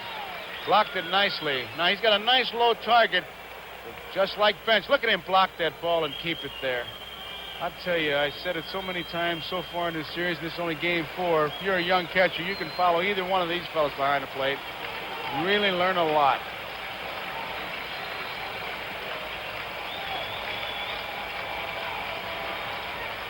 Fouled it back. Good fastball. You know, Joe, these 2 guys, you can talk more about catching than I can, obviously. These 2 guys prove that there's more to catching than they're just putting down fingers and throwing to second base. Oh, well, that's the thing. When you go into talk contract, it's working the pitchers, it's blocking balls, it's blocking the plate. There's Concepcion at second base. Tiant. 5-3, Red Sox lead, bottom of the 4th. A little looper down the left field line. Beniquez coming over, can't get it. It gets by him. It'll be extra bases. 2 for Geronimo. He's heading for third. Here's the throw. It is not in time. Joe, I've got to wonder if Juan Beniquez, who looked like he got a good jump, had some trouble with the lights. He started after the ball very well, and then he just shied away from it. You see again what happens on artificial surface as opposed to a grass field.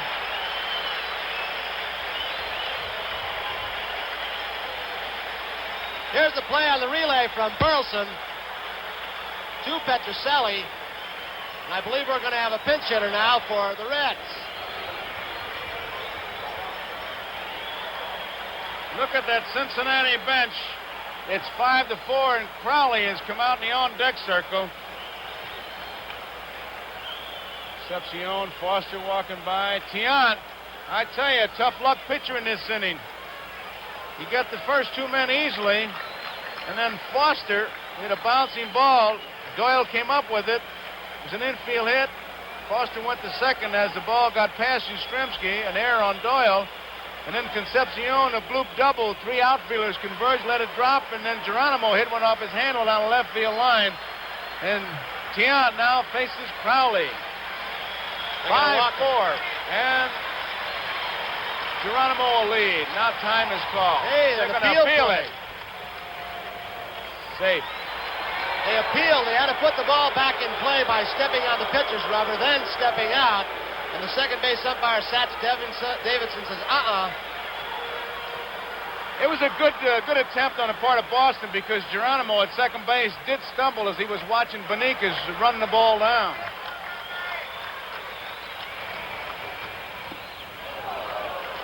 Good swing by Crowley. There's Geronimo.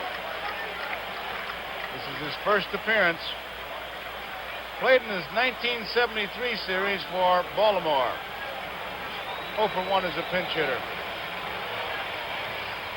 High, 1-1. Let's pause briefly for station identification. It's the NBC television network.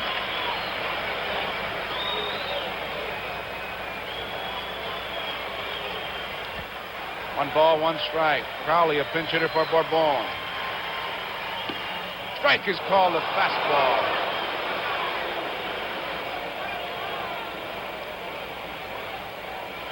Tiant trying to pitch out of it. Leads by a run. Tying run is at third. Geronimo. Let's see where Fisk spots it. Struck him out. Decoyed inside, went to the outside corner. That ends it. But at the end of 4, it's Boston 5, Cincinnati 4. The preceding announcement was furnished by Major League Baseball. Great shot at this tremendous ballpark here. Riverfront Stadium as Clay Carroll comes on.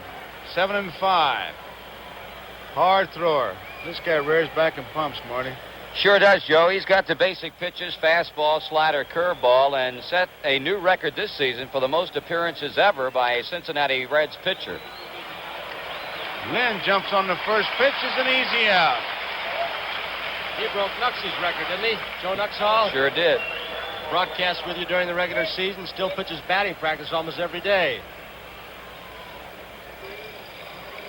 This is Carroll's 3rd game this series, his 12th in World Series appearances. Enrico Petrocelli, 18.8 home runs, pretty good.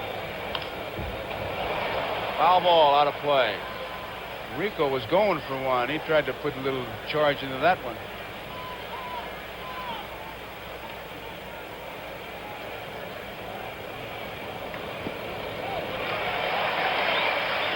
Clay Carroll, strike 2. And there is Evans. What a clutch hitter he's been.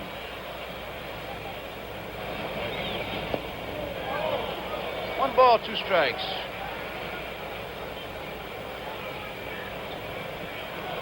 Carroll against Petrocelli. 2 hits in each of his first 3 games. He's got 1 hit tonight.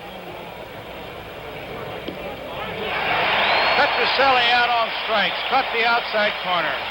Although it didn't show in yesterday's ball game, the Reds just keep throwing quality pitchers at you out of the pen, and that's been a big plus for them all year long. Here's Dwight Evans, who hit into a force play, and then triple in the 4th inning, a big triple. Drove in 2 runs. 4 for 12 in the series. He really drilled it off Carroll into right field. Carroll, although hit, goes over to first base.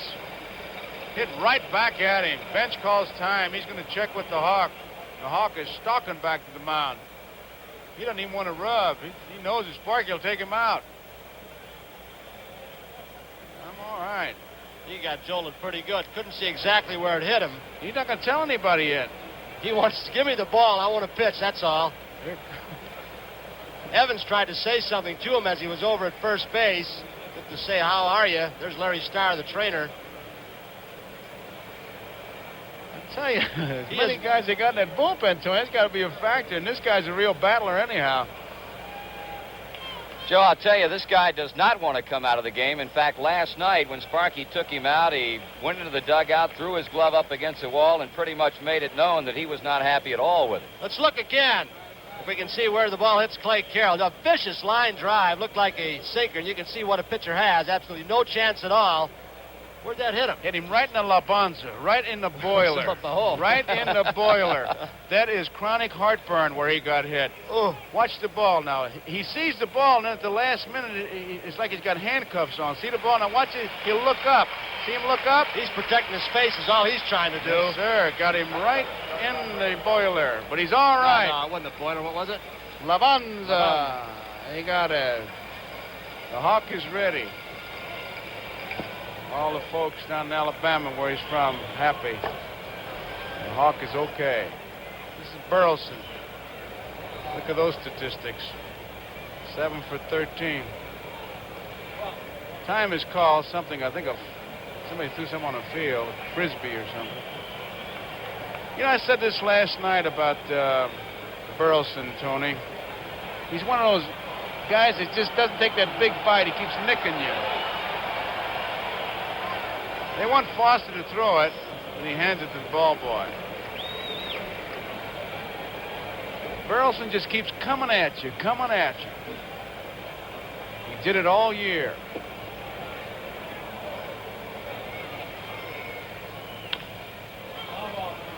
One ball, one strike. Burleson reminds me a little bit, as we look at Evans, of a guy who was always one of my favorites. Played with the White Sox, was an MVP one year. They always said of Nellie Fox, didn't have much ability, couldn't run, couldn't throw. All he did was hit 320, 30. All he could do was beat you. He knew how to play the game. That's right. It's very important in this game. It's something, I'll call it instinct, what you want, but sometimes you can't teach it. Fox went on with that ability to win an MVP one year, 59. Zimmer at third base pretty much the same way. 1-1 pitch.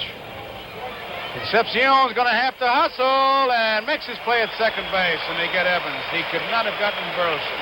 So we go to the bottom of the fifth, 5-4, Red Sox over Cincinnati. A 5-4 ball game, and these Boston Red Sox can put it on the scoreboard. And now to give you the play-by-play the rest of the way, voice of the Cincinnati Reds, Marty Brenneman. Thank you, Joe, and hello again, everybody. Well, we've got a pretty much of a carbon copy of what we have witnessed the last two games in the 75 World Series. One-run games. Saturday at Fenway Park, 3-2 Cincinnati. Last night, the Reds pulling it out by a run, and 5-4 Boston as the Cincinnati Reds come to bat in the bottom of the fifth inning. Louis Tiant will be working to the top of the Reds' batting order as we take a look at this massive crowd at Riverfront Stadium tonight. Rose has had a hit. He scored a run, has hit the ball hard 2 times. Tiant starts him off with an off-speed pitch that misses the strike zone. Reds got 2 off of Tiant in the first inning. Then he went to work, retired 10 batters in a row before the Reds were able to come up with an infield 2-out single by Foster in the last inning that started it off. Ball 2 to Rose.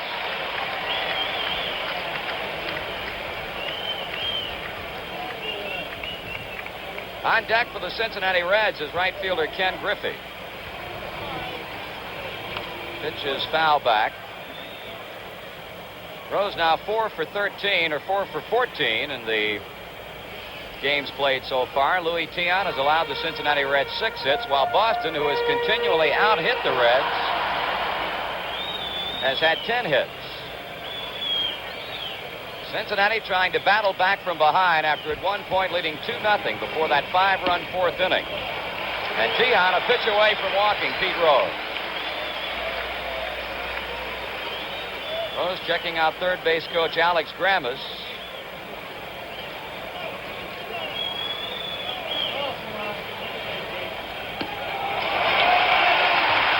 Rose opens the fifth inning with a base on balls, and that's the first walk that Tiant has allowed tonight. Naked walk number 2, Joe Morgan getting a walk in the first inning. Carlton Fisk now going out to the mound to talk with Tiant, as once again manager Darrell Johnson is going to get some activity going in his bullpen. Well, Marty, when this game started, remember you said immediately that we look at the bullpen. We got Poole and Burton. Burton's a left-hander. You said if Rose got on, that there was something was going to happen. He did break on the very first pitch. Let's see if it happens now. I'd be surprised if it happened again, Joe. I know Sparky made the comment that they did not even expect Rose to go at all in this series.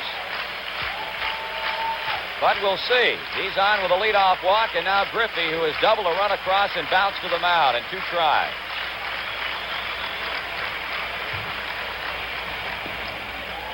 Full 1. Rose at first base doesn't have much of a lead at all. You can always measure it here in this ballpark by does he get a foot on the artificial surface. Rose does not. Yaz really gets off that bag to protect that hole when the pitch is on the way. You got to be careful with Tiant. He gets kind of tricky to first. He can surprise a first baseman. Here's a fly ball hit back into deep right field. Looking up is a right fielder, Evans, but now will make the catch. Trying to decoy Pete Rose, it looked like, as he took a glance up as if to try and make Rose believe the ball was going to be out of here, and then made the catch. He sure did. Pretty shrewd play, which didn't work. He's trying to make it look, as you said, Marty, like the ball's going out of the park. Thing I like about that, too, Tony, is after he decoyed, he still got himself in position to make that good throw. He's thinking all the time. Here's Joe Morgan with Rose at first, 1 out now. The Reds trailing the Red Sox 5-4 as Cincinnati bats in the bottom of the 5th inning. Dion, perpetual motion out there. Breaking ball is high to Morgan. Rick Burleson, the shortstop for the Red Sox, shading Morgan towards second base. Get a look at the Boston infield defensively. Reds trying to get something going in the 5th inning. Throws a walk, a fly ball deep right by Griffey.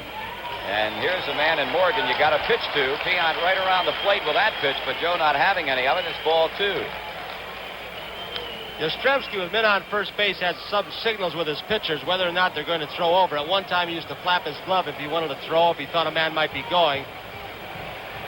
Again, the short lead by Pete Rose. Peon needs a strike, and he now goes 3 balls and no strike.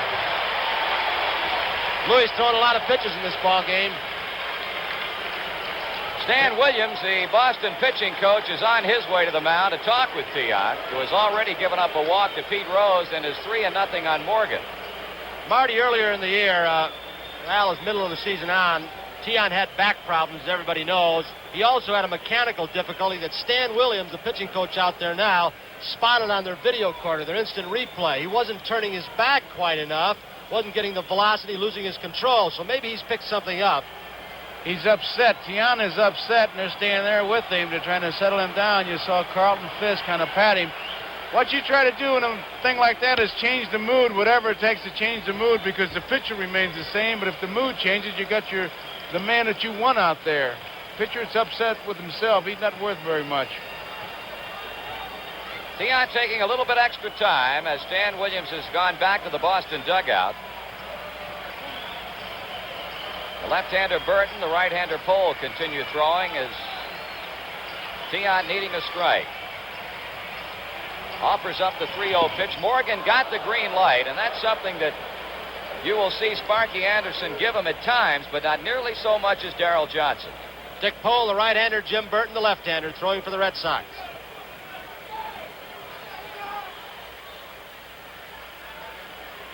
Darrell Johnson talking with his pitching coach Stan Williams. Boston trying to protect the 1-run lead. That'll be out of here. So 3-2 on Joe Morgan. I wonder if he's not relaying the message back to Johnson, the words he got from Tiant as to what might have been the matter, if anything. Used to call Williams the big hurt. He is so strong, he would come up behind you and grab you by the neck. You might be out for 3 days. Shake hands with you, dislocate 2-3 fingers. So Louis Tiant getting ready to throw a big pitch here. 3-2 the count. Rose breaking, and it's ball 4 high.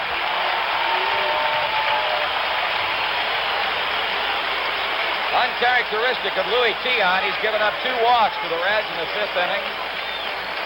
Now you head to the power part of the Cincinnati Reds batting order. Darrell Johnson with a decision. Do I stay with my best, the man who's done it for me in clutch situations? Do I go to a bullpen that is young out there right now? Pohl and Burton. He's going with experience. Well, here's a guy who's not had a hit in the series. The only regular for either club, Tony Perez, 0 for 11. Has bounced to short, has struck out swinging. Perez 0 for 12 in the series with 2 men on and 1 man out. Tiant strikes him off with a fastball, and he missed with it. Interesting battle going down at first base between Morgan and Yastrzemski. Morgan keeps shuffling his feet, trying to get in the way of the view of Yastrzemski. As Yaz moves one way, Morgan looks back, gets in front of him. I think he isn't thinking all the time. Oh.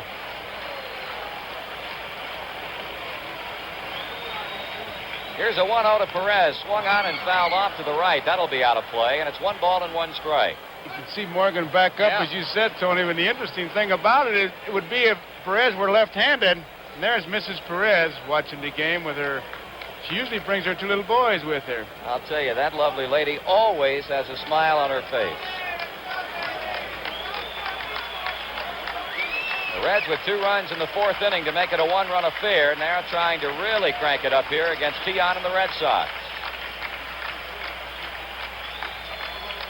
1-1 pitch.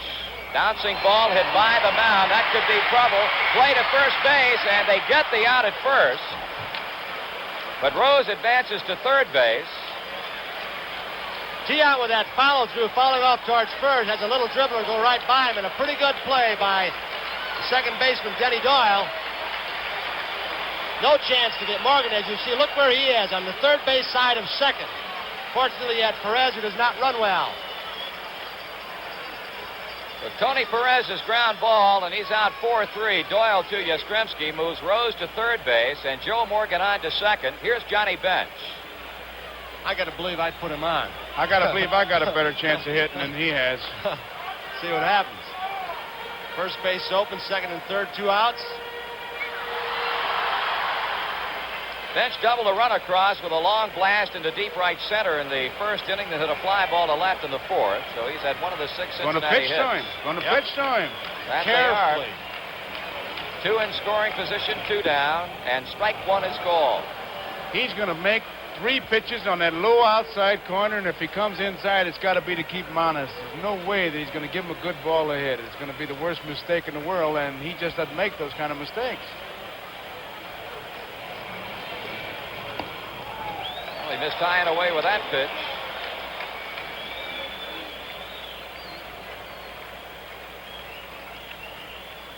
Bench with 3 RBIs in the series.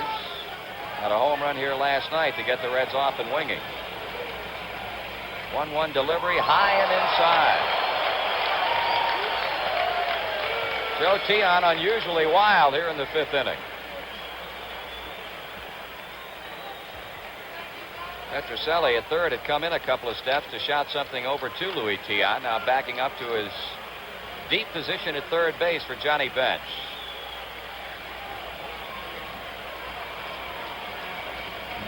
Two-one delivery. Swing and a miss, and he simply challenged him with a high fastball. Looked like it was out of the strike zone, and Bench with base runners in scoring position is widening his strike zone to try to drive in some runs. I think that's not a slugger's grip. Look at the little finger on his left hand over the knob. If he gets any lower, he'll just be having a handful of hands. Bench with a chance to drive in some runs for Cincinnati. He hits a fly ball. Benitez toward the line, and the red thread dies in the 5th inning. No runs, no hits, a couple of men left on, and after 5 full innings of play, it's the Red Sox 5, the Reds 4.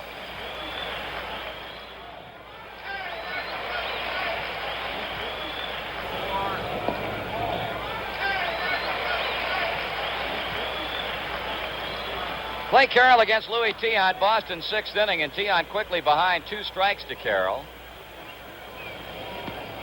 Backs him out of there with a breaking ball up and in. Tian has been on 4 times in the 2 games in which he's pitched. Tonight he has had a walk. He's also singled and scored a run. Strike 3 is called, and plate umpire Dick Stello had to think about that pitch for a moment. That's the 2nd time that he's done that tonight. Louis doesn't like it. It's a curveball that didn't back him out too much. He's on his heels.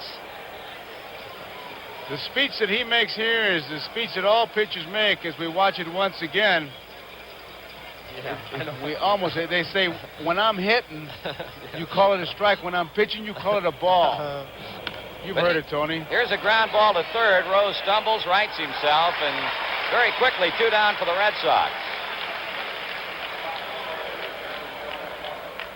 Here's Pete playing way up in front of the bag in case Benitez had attempted to bunt. Pepper Martin. In the chest, off the shoulder. I kind of believe he might want to get away from those seams, too, Tony. It could be a bad hop. Dennis Menke had one of those around the cutout part, the sliding pit. Now Denny Doyle with 2 out. He's hitless tonight and 3 times up, and the first pitch is a ball inside to him. Carroll working his 2nd inning in relief, and he's a 3rd Cincinnati pitcher. Norman Bourbon and now Clay Carroll. 1 ball and 1 strike.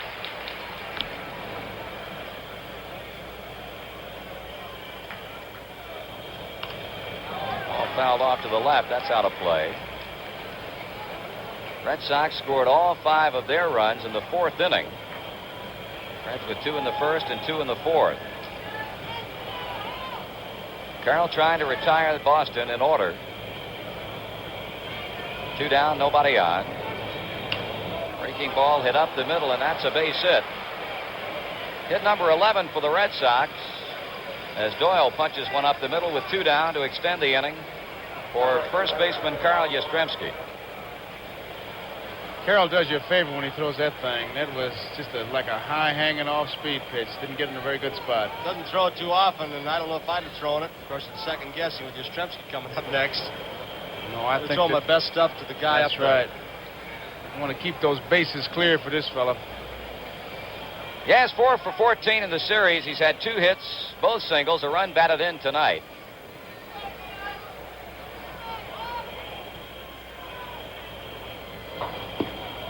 Strike call.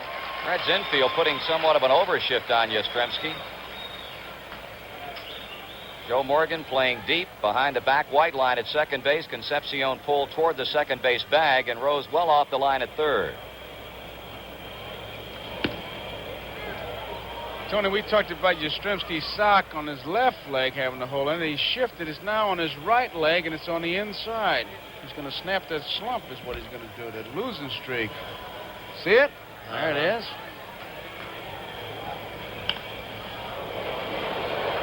Pulls it foul down the right side. 1 ball and 2 strikes. I guess How ball players get like that, huh? I was going to ask you. I guess everybody's got a superstition when they play. Did you have one? No, I really didn't. I didn't either. I know Marty does when he broadcasts. Don't you? No, I don't think so. Okay. Hank Greenberg had a good one. He liked to touch all the bases when he hit a home run. That's what he said. Diaz tried to go the other way with a pitch and slaps it foul to left field. Didn't Rizzuto put gum on his cap? I guess on that little button on the top. Yeah. I think he did. I guess the most superstitious of all is Mike Cuellar. Oh. He's got him.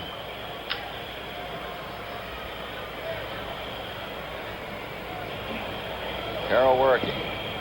2 balls and 2 strikes. Talked about the Reds infield defensively. In the outfield, they are giving Yastrzemski a lot of real estate in left center. Geronimo pulled well into the gap in right center field and playing him very deeply. Well, Carroll getting 2 quick outs, but now has run into 2-out difficulty after giving up the base hit to Doyle. He will be throwing 3 and 2 to Carl Yastrzemski. They look like they're trying to force Carl to pull the ball, but that high and inside pitch is a ball that Carl can power to left center field. Did it so well some of his league leading years. Slowly hit ground ball. Perez, he'll shove a line to Carroll, who gets there before Yaz does, and that's all for the Red Sox. 6th inning, no runs, a hit. They leave 1 man on, and after 5 1/2, it's Boston 5 and Cincinnati 4. Defensive change for the Boston Red Sox. Rick Miller has gone into play left field, a left-hander replacing Juan Benitez. But Darrell Johnson going to his bench in hopes of getting a little bit better defensive work out of that left field spot as Miller replaces Benitez, and George Foster will open up the 6th inning for Cincinnati. 5-4 score, Boston leading as the Red Sox bid to draw even in the 1975 World Series. Foster 1 for 2, had an infield hit that got the Reds rolling in the 4th inning. Scored 2 times off Tion in that inning. And Louis all set to go to work here. Pitch is missing outside and high. Joe, this is the time of the ball game where you've got to wonder with all the pitches Tion has thrown, running the bases, the pressures he's had in clutch situations, if he's going to tire. We'll watch him closely. Quick fly ball to left center field. There's Freddie Lynn under and makes the catch. And as Foster leads off the 6th with a fly ball, the Reds get further activity underway in their bullpen. Young man who has won the 2 games that Cincinnati has chalked up in this series, Raleigh Eastwick. You know, Tony, watching Tion work, and just to what you were mentioning before as Eastwick continues to throw about is he tiring, the one thing you can't measure is the man's heart. You just don't know what competitive fires are in there. You go by past reputation. And, brother, you know this guy has got some kind of credentials. One down, sixth inning for Cincinnati. Davey Concepcion, the hitter, he had a fluke double into shallow left center field, hit off the end of the bat in the fourth inning. Drove in a run, shortens up on the bat and takes a breaking pitch. Marty Allen Roth charts every pitch, and he tells us that Louis Tiant threw 100 pitches in the first 5 innings. And that's a lot. Louis getting a new baseball from plate umpire Dick Stello. I thought Concepcion was going to hit it for a minute. It was hard to tell. He was asking for a baseball or come up with a new pitch. Check swing foul, a pitch up and in. He was bailing out on it. It's difficult for a pitcher to be considered a team leader. But Tiant is by many of his teammates. Even though he's a pitcher, sees only 4 days of action. Way inside as the ball really rides in on Concepcion.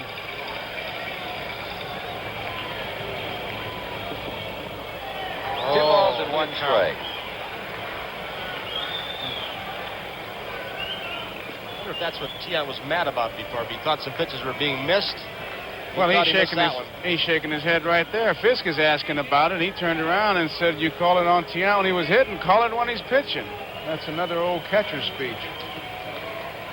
Concepcion ahead on the count, 2-1, and he pops it up. Second baseman Doyle going out, but Evans calling for it, 2 down.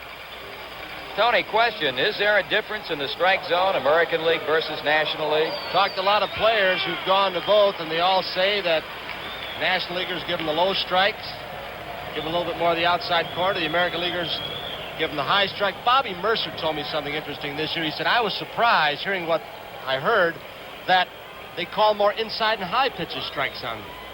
So depends upon the hitter, the player, I guess. And the year he's having. Depends upon having. the umpire. Yeah, the year he's having. Every umpire's a little different.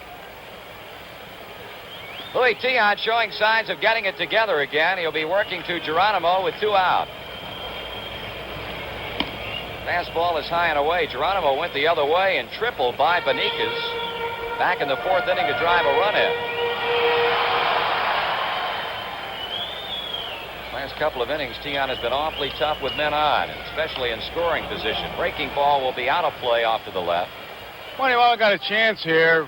You know, we see many celebrities. John Gary sang the national anthem. Paul Simon threw out the first ball at Yankee Stadium, and Simon and Garfunkel are being reunited this Saturday night on NBC's Saturday Night at 11:30 Eastern Time. I don't know how you feel, Tony, but Simon and Garfunkel, I mean, that's Ruth and Gary. Or have you gone, Joe DiMaggio? San Francisco, I think, at Fisherman's Wharf. That's great that they're coming back. You know, the Beatles got back together, and now it's Simon and Garfunkel. We'll get to see him Saturday night. Tiant a strike away from ending the inning. He's 1-2 on Geronimo. The pitcher, Clay Carroll, is on deck, but we mentioned Eastwick throwing. Trying to go the other way again, as he did his last time up, and fouls it off to the left. There's Clay Carroll. If Geronimo get on, you can bet that Sparky Anderson will once again go to his bench. Eastwick continuing to throw in the Cincinnati bullpen. Jammed him with a pitch and another foul ball. So Tiant continues to throw strikes here. Geronimo wasting them with foul balls. He's throwing him all kinds of strikes, too, Marty. Inside, outside, changing speeds. He's working on him.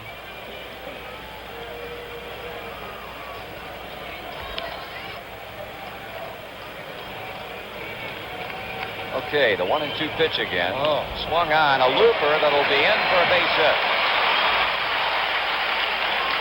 That was a high limb. It was that American Legion high roundhouse curve, and he just couldn't let it get by. It was a little bit of a hesitation pitch as Tiant stopped with that front foot. A little bit up, and that's what hurt him. He didn't hit it hard. Had it been down, it had been a ground ball. I don't think you could hear that ball hit the bat. He kind of slung it out there like he hit it off his elbow. Over the banana stalk.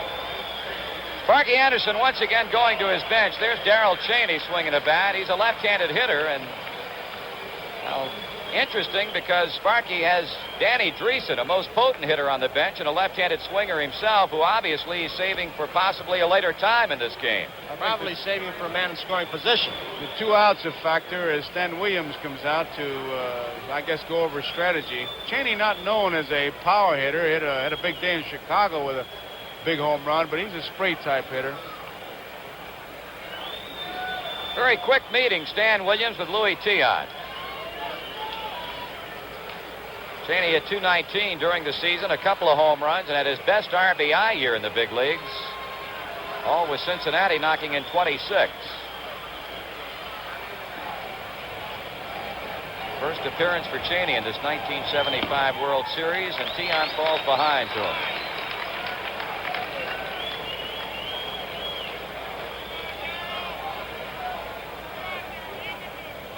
Geronimo had 13 stolen bases during the year, caught 5 times.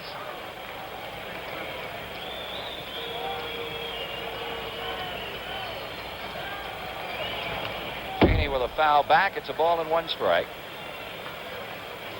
Yaz has gone now, the last pitch anyway, into that fluttering of the glove routine. He has a sign. He doesn't want to break off towards second base to protect that hole and have Tion throw over. It's embarrassing. He's getting a pretty good lead, Tony. He's able to get to the artificial surface, but you doubt that he'd be running, although you can't take it for granted. That's a pretty good lead. And watch Yastrzemski. 1 ball, 1 strike, with 2 out and a runner at first base. 2 balls and 1 strike to Darrell Cheney. Joe, I wonder if the number of times he flaps those gloves might have something to do whether he wants it to throw over or not. There's Darrell Johnson. I would hardly think so, because you couldn't ask a pitcher to concentrate so much to count the number of flaps when he's got to get the hitter, Tony. Cheney has been in 2 other World Series for Cincinnati, 70 and 72, looking for his first hit. He's 0 for 8. Tion draws even at 2 balls and 2 strikes. Louis with a lot of different kinds of fastballs. That one he looked like he sunk on him. Came a little bit 3/4. You come over the top. It's a riding fastball. You just don't pick up the ball, as you mentioned earlier, Joe. Seems to be on you quickly. He hides it so well. He just gives you everything. Elbows, kneecaps, fingernails. He's just a tough pitcher.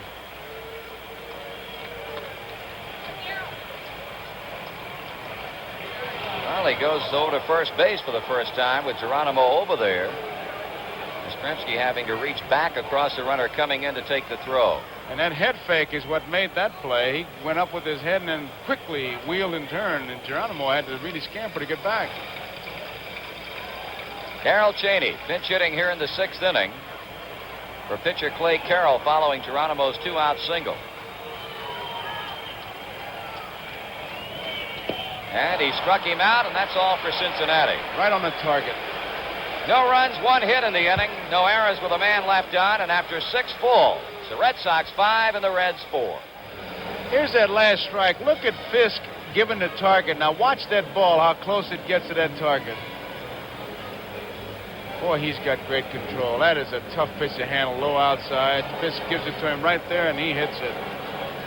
New Cincinnati pitcher is right-hander Raleigh Eastwick, and this is a young man that Sparky Anderson went to many times during the season, and he has carried over that pattern here in the World Series. Right-hander from Haddonfield, New Jersey. Eastwick 5-3 during the season with a .260 earned run average, and as we mentioned earlier, he has already chalked up 2 victories in the series for the Reds and has a chance to become the first relief pitcher ever to win 3 games in one World Series. Tied 3 relief pitchers by winning 2. The other is Jesse Barnes of the Giants in 1921, Hugh Casey of the Dodgers in 1947, and most recently Larry Sherry of the Los Angeles Dodgers in 1959. Carlton Fisk leading off the 7th for Boston, who leads in this game 5-4. Fisk has had a single, a run scored, and 3 times up.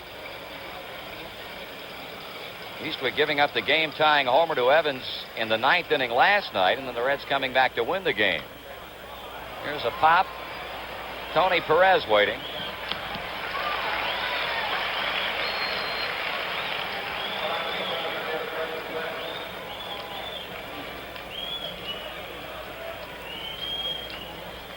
Mr. Bowie Kuhn.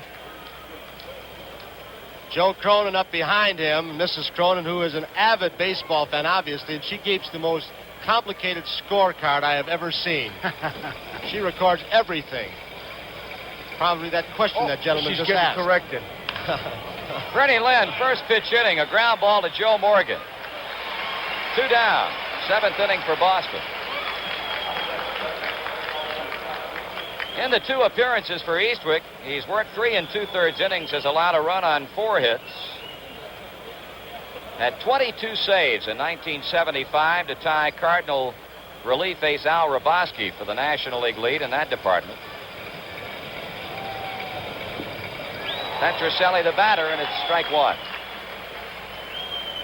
Red Sox have out-hit the Reds 11-7. Each club has committed an error. Boston leading 5-4. They came with that good fastball, and I'll tell you, he's got a dandy. He really threw that one hard. He is just firing good old country fastballs.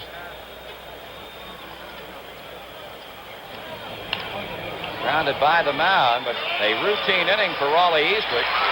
He sets down Fish, Glenn, and Petrocelli in order. First 1-2-3 inning of the game. Reds pitching against Boston. In the middle of the 7th, 5-4 Red Sox. NBC Sports in the baseball world, that starts it off. We begin coverage of Game 7 if we have it at 12:30. And that's where it begins as far as Game 7 with the baseball world. If the World Series is completed, then we've got a big doubleheader football game. 1 o'clock, Baltimore, New England, but Miami and the Jets, Greasy against Namath. 4 o'clock, Oakland plays Cincinnati, and of course Grandstand will be before and wrapping around all the NFL action. That's next Sunday. If there's a 7th game, we begin at 12:30 with the baseball world. Otherwise, 1 o'clock football, but 12:30 Grandstand. Louis Tiant will work to the top half of the Reds' batting order here in the 7th inning, and Pete Rose with a foul strike on Tiant's first pitch. Rose is single. He's lined to center. He's also had a walk.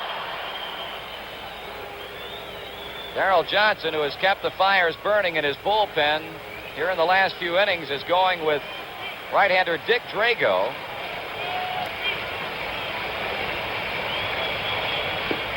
One ball and 1 strike. Rose started to go after the pitch. There's Darrell Johnson. Don Zimmer seated off to his left.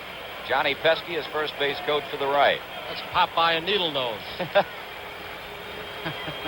like a Disney movie, Popeye and Needle Nose.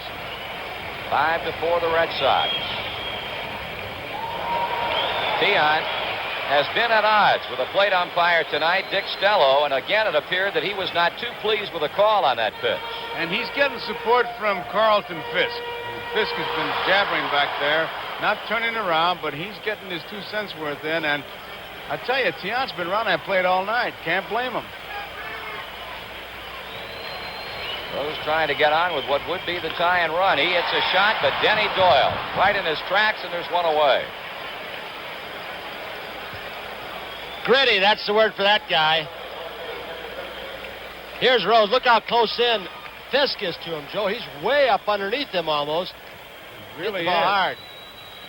You know, we talk about not being in agreement and all that, but these umpires, you got to tip your hat. All first time in a World Series, and they umpire that ball under tremendous amount of pressure. Kenny Griffey, the batter. 1 out in the 7th inning for Cincinnati, and there's Doyle again getting in on the act. 2 away. Joe, Dick Stello, the man behind home plate, is actually an instructor at an umpire school. He teaches umpires. Joe Morgan has been on twice. He's both times reached with walks. In the 1st inning, also in the 5th. Fly to left field, his only official at-bat. Tony, here's your pet play where Petrocelli guards the line to 3rd, and a lot of room between him and Burleson, and I don't believe that Morgan could hit a ball between him and 3rd. Artie, I'll bet you haven't seen Joe Morgan hit a ball right down the 3rd base line all year long, have you? I can't remember him ever doing it this season, Tony. Now look at the room he's got. If he dribbles one between short and 3rd. He's giving him the left side of the infield. 2 balls and no strikes. That makes it awfully tough on a shortstop, because if there is a ball with Morgan's speed hit to his right, he's getting no help from the 3rd baseman. He's not going to get him. There's no way he can get him. And I can't picture a 3rd baseman having to guard the line if you got your shortstop way over. Well, Morgan content to wait him out. Joe, as you said, Tiant continually right around that plate. He's not missing by much. He's shaking his head. He thought that was a strike. Tiant has walked 3. He has struck out 3.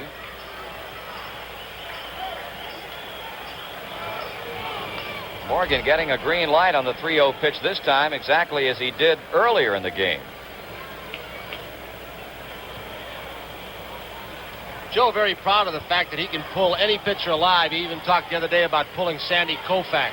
He said, I can get out in front on anybody. Tiant has come back to get the count full to him.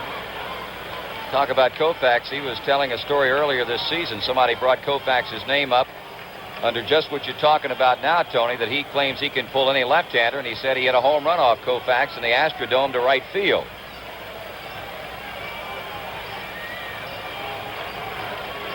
Three-two pitch. He hits one and hit it a ton. But Freddie Lynn will be there, and that's all for the Reds as they are retired in order in the 7th inning.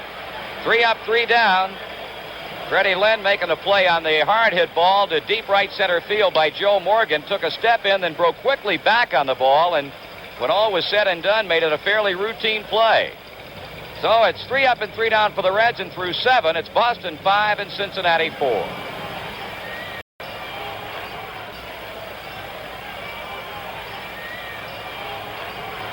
8th inning for the Boston Red Sox, who are trying to hang on and claim a 1-run victory over the Cincinnati Reds, and this is the 4th game of the World Series. Dwight Evans, Rick Burleson, and Louis Tiant scheduled batters in the inning. Evans has been a very, very important man to this Red Sox club during the season, and very much so in this World Series. He tonight has knocked in 2 runs with a big triple in that 5-run 4th inning. And an infield hit in the 5th. Eastwick with a 1-0 pitch. Got him going after a pitch down and away. Eastwick doesn't get too fancy when he got that ball behind him, Tony. He kind of goes in with a pretty much a conventional direct route into the grip as far as getting that ball into the glove. Shows you a lot of it. Yeah, I've never seen him throw an off-speed pitch. He seems to be power all the way. Fastball up. That's some of the men from the bullpen. The redhead is Dick Pohl. He warmed up earlier. Diego Segui to his left. Man with a mustache to the left side of your screen is Dick Drago. We might see him tonight if Tiant falters. And there's Louis. I don't know what he's drinking there. Gatorade or something with quick energy in it. Fountain of youth. 1-2 the count on Evans as he hits one into deep left center field. Geronimo there, 1 down.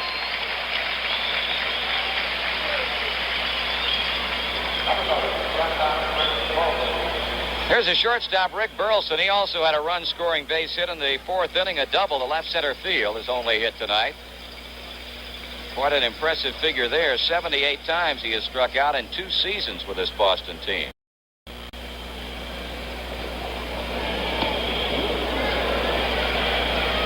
4-1. Burleson uses that little rubber donut type device in his bat. Some of the players use it who choke up on the bat as he did to give it better grip. Closed his eyes. Well, he thought he was going to get hit by that thought ball. he was going to get that. Sure did. Whoop. Don Zimmer leaving the artificial turf on that shot to third. 1 ball and 1 strike. Popeye. Cincinnati native. There's a fellow knows what it is to get hit. Oof.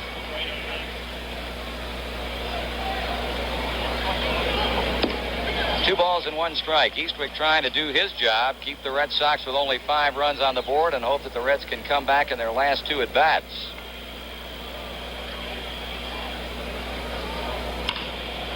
Throws glove side. 2 down.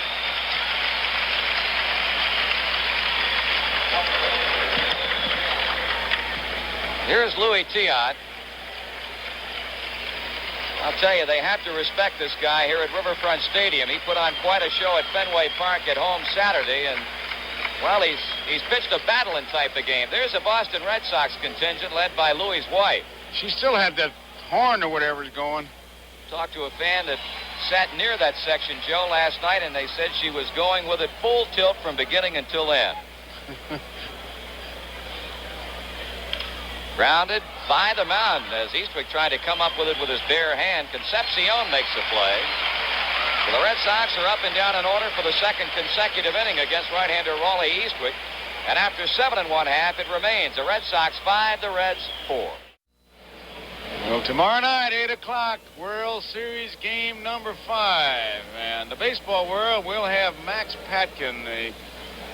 Now, I guess you could certainly, he's inherited from Al Schacht, the clown prince of baseball. We'll have Max Patkin on tomorrow night, baseball world in game 5. And then Saturday, should this game, 12:30 is the starting time. I think the best thing to do is at 12:30, flip your dial to NBC on the weekends, and you're going to have yourself a big sports afternoon. If Game 7 is around, you're going to have the World Series in football. And if the World Series is over, you're going to have a doubleheader football schedule. And check your local listings. Got some great games up. Greasy against Namath is one of them. And Oakland, what happened to them? Against Cincinnati. So flip it to NBC, and you'll be right there. Well, there's a bit of encouragement for Louis Tion, a sign hanging off the facing of the second deck in left center. Time running out for the Cincinnati Reds in this game. Tony Perez opening up the 8th inning, still looking for his first hit. Strike one call. He's 0 for 13. Perez hoping that 13 number proves to be good luck right now.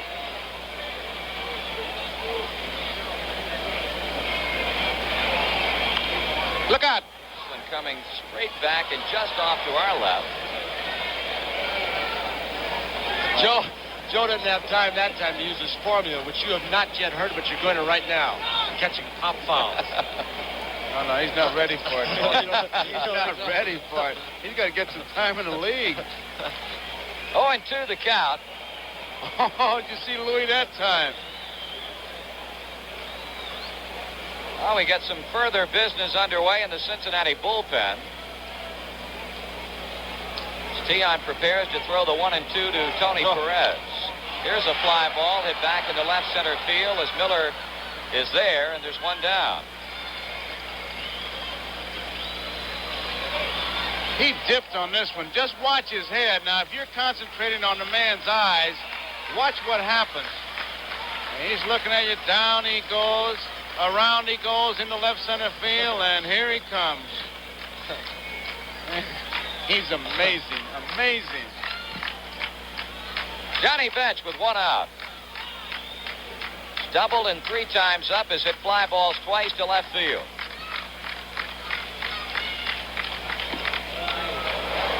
Pretty good pitch right there. And a pretty good cut as we take a look at Will McEnany. Sparky Anderson has used one of his young Lions, Raleigh Eastwick, tonight. Still the Cincinnati pitcher, and McEnany working. Pops him foul, but out of play. We pause briefly for station identification. This is the NBC television network.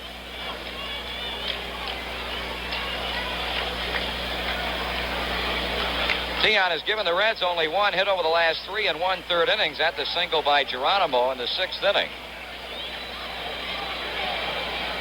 Throwing nothing but strikes over the last couple of innings, and he has struck out Johnny Bench. He still had a pretty good fastball left in the arm over the top of the bench.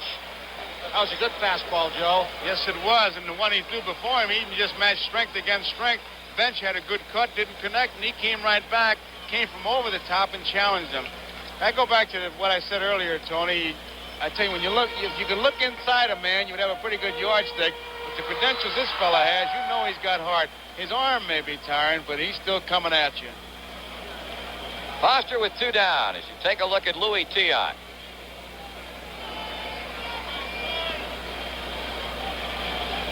He's had one infield hit.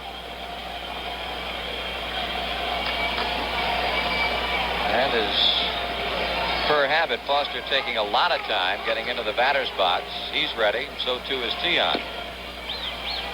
There's one single man, I think, fellas, who kept Boston ahead of Baltimore down through the pressure-packed situation. It's the guy on the mound right there. He gave them some super ball games, and the first game of this series also a shutout. Strike is called. I'll tell you, the way he's pitched against Cincinnati, I think Darrell Johnson would probably like to be able to throw him out there every day. If it goes 7, you know who's going to be on the mound for the Red Sox. You're looking at him. Well, Tion taking his time does not appear to be perturbed by Foster's stalling tactics at the plate. Unlike number of pitchers around the National League. 2-1. Now it'll be Don Gullett going for the Reds tomorrow night in game number 5. He and Tiant matched up in the opening game at Fenway on Saturday with Tiant pitching the shutout. Well, he gave Sparky Anderson the advantage of giving Gullett that one more day extra rest as Tiant pitches on 3 days rest tonight. Ground ball, base hit to center field. Freddie Lynn up with the ball, quickly back to the infield. As far as we know now, the scheduled pitcher for Darrell Johnson's Red Sox is going to be Bill Lee. Tell you, Tony, a lot of the Reds players felt like Lee pitched a better game against them Sunday than Tiant did in pitching the shutout Saturday. He had excellent control, had his breaking stuff going. He held the runners close. Well, the crowd getting caught up here on the base hit to center by Foster. Here's Concepcion. Davey 1 for 3, a double, and knock in a run. Standing room only at Riverfront Stadium for the second consecutive night.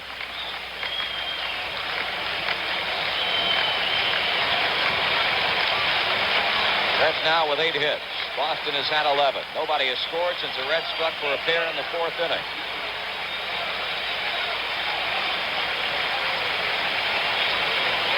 Tiant works. 4-1. McEnany still loosening in the Cincinnati bullpen. Get down toward the bottom of the Reds' order. Geronimo, the 8th batter, will be up next.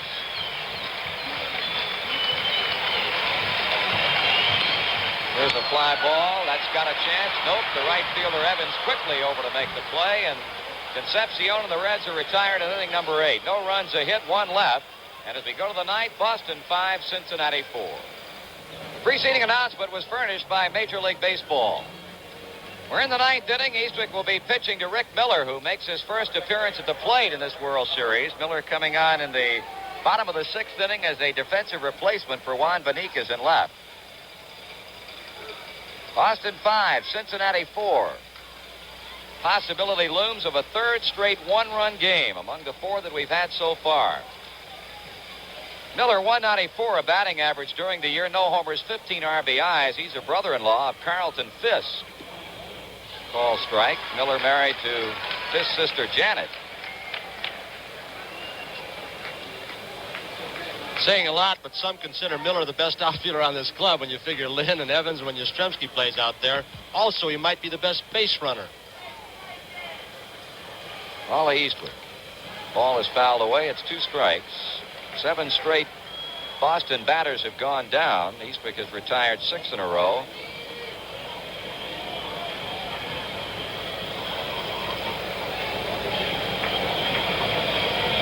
Good look at, well, I guess you could call him a baby-faced Raleigh Eastwick. 1 ball, 2 strikes. So are you like me? Several times during these series games, I've wondered what the difference Jim Rice might have been in this series. Oh, you have to think that. You have to think that. And you have to wonder what's running through his mind. What a disappointment, unfortunately. Here's Morgan playing back behind second and got enough on the throw to get the speedy Rick Miller. 1 down.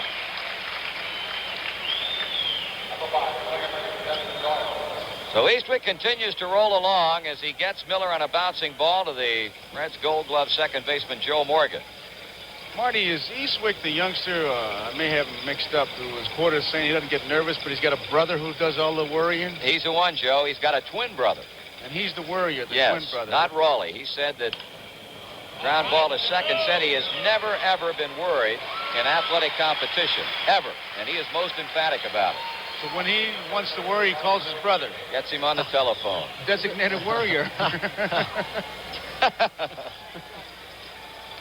DW. The old DW. The old basic DW. Here's a veteran, Carl Yastrzemski, with 2 out, 4 for 15. 2 hits tonight, including a base hit that knocked in a run. Red Sox bunched them 5 runs, all of their runs in 1 inning, and had 6 of their 11 hits in that 4th. Carlton Fisk is on deck.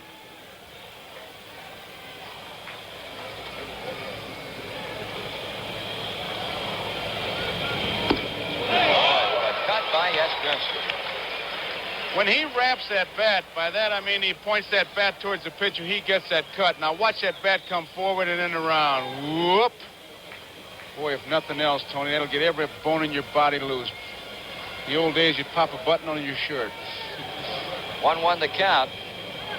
It's down low and inside. 2 balls and a strike. You know, when guys swing like that behind the plate, you can feel your mask start to come off, the suction, just like that. Oh, yeah? Yeah, you don't believe that. Ever tell you about Tian's father picked the guy off? Well, Eastwick has been down and in on the last 2 pitches. He's 3-1 on Yastrzemski, who backs away from the plate.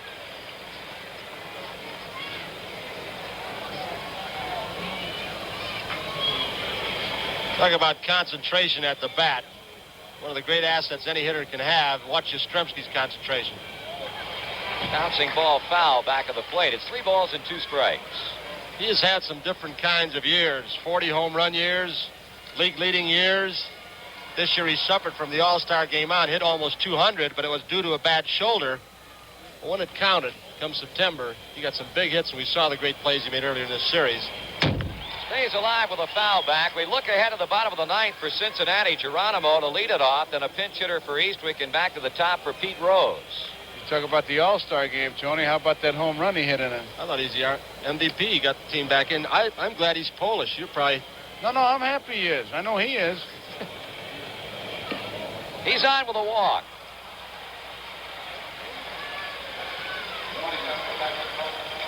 $55,667 here tonight as we once again watch Mrs. Louis Tion lead the Boston cheering. Louis doing some thinking on the bench right now. He knows who the hitters coming up are. The last of the 9th for the Reds. Here's Tion. Here's Carlton Fisk at the plate with 2 away. Yastrzemski on at first, and strike 1 is called. The first base runner that the Red Sox have had off of Eastwood.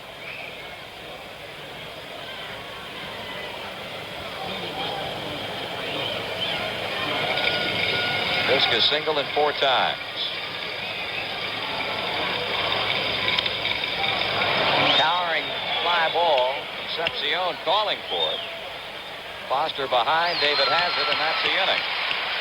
No runs in the 9th for the Red Sox. No hits.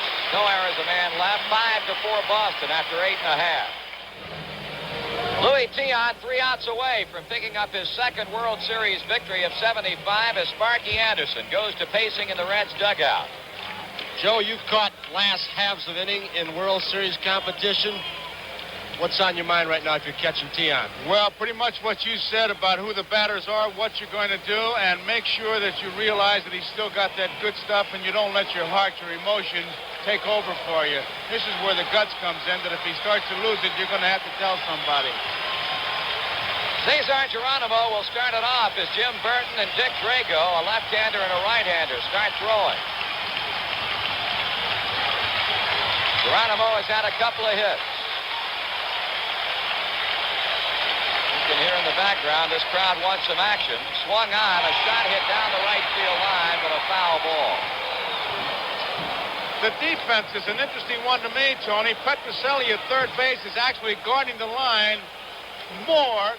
You'll see Petrocelli there than Yastrzemski at first base with Geronimo, a left-hand batter up there. Geronimo bunt very much? No, he doesn't, Tony. He's not a good bunter. A lot of times the third baseman will guard the line so he has a better angle and a possible bunt. He is extremely overcharged at third base bag.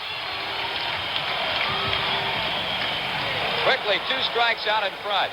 There's Rico. Joe, you talked about a catcher's thoughts the last half inning. I know that an infielder, the Red Sox infield in this case, has a lot more pressure on them right now than if they were in their own home park. When you don't have your last bats, you're a little bit more intense.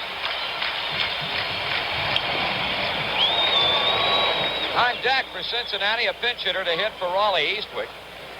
Young man who's involved in a very controversial play last night, Ed Armbrust. Geronimo, 1-2, trying to get on. The Reds trailing by a run in their 9th inning. Foul back. Mentioned the two pitchers throwing in the Boston bullpen, Burton and Drago. The Reds also have some business underway.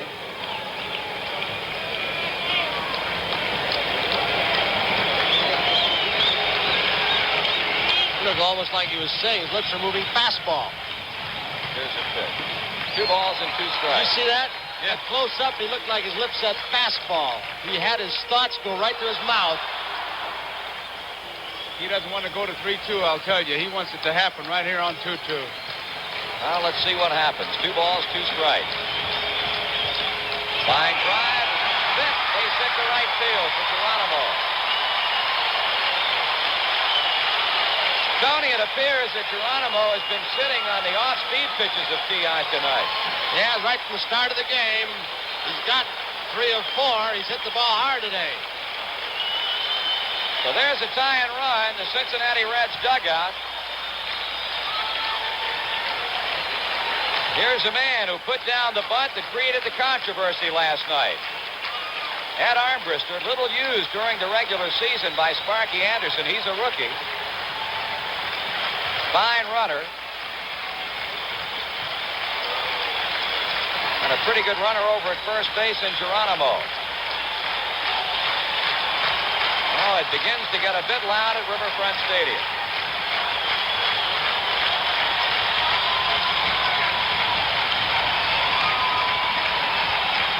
Here's a pitch, a ball bunted foul off the first base side.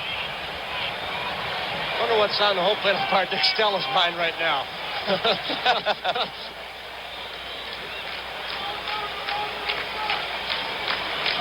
There's Dick Stello. A young crew of umpires, all in their first World Series, and things are really magnified, whether you're playing or umpiring at this stage of the season. Armbrister took a long look down to third base coach Alex Grammer. Petrocelli creeping in from third base. Geronimo at first. Bunt, and it's a dander. Keon on to Doyle covering, and a fine bunt by Armbrister. He did his job. Geronimo on at second base in scoring position, and there it is. Watch Carlton Fisk bolt out from behind the plate.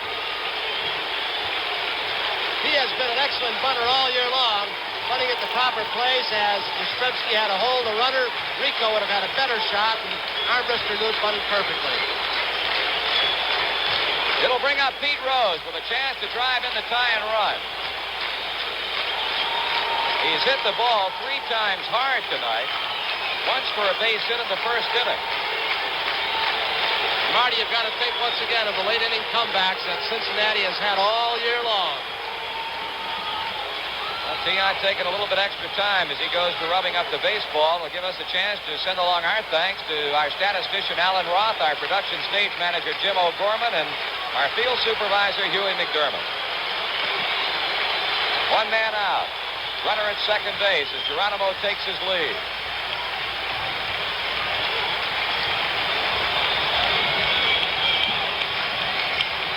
T.I. with a look.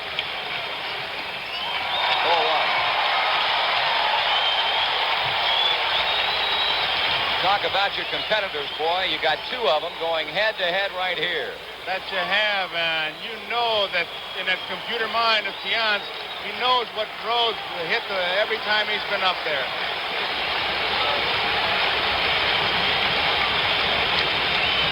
Burleson playing games at second base with Geronimo, and it's 2 balls and no strikes.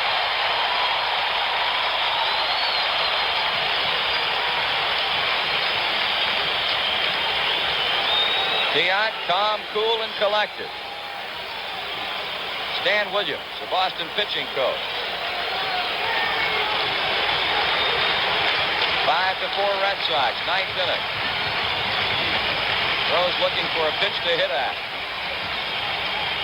3. He changed speeds on Rose. This time, nothing but fastballs. Fastballs. Now, Rose is taking a good look at Gramus. Morgan was turned loose. What do you do in this spot? Would you turn him loose, Joe? I think I would, yes. But I'd make sure he'd pick a pitch because he's got the tying run over there at second base.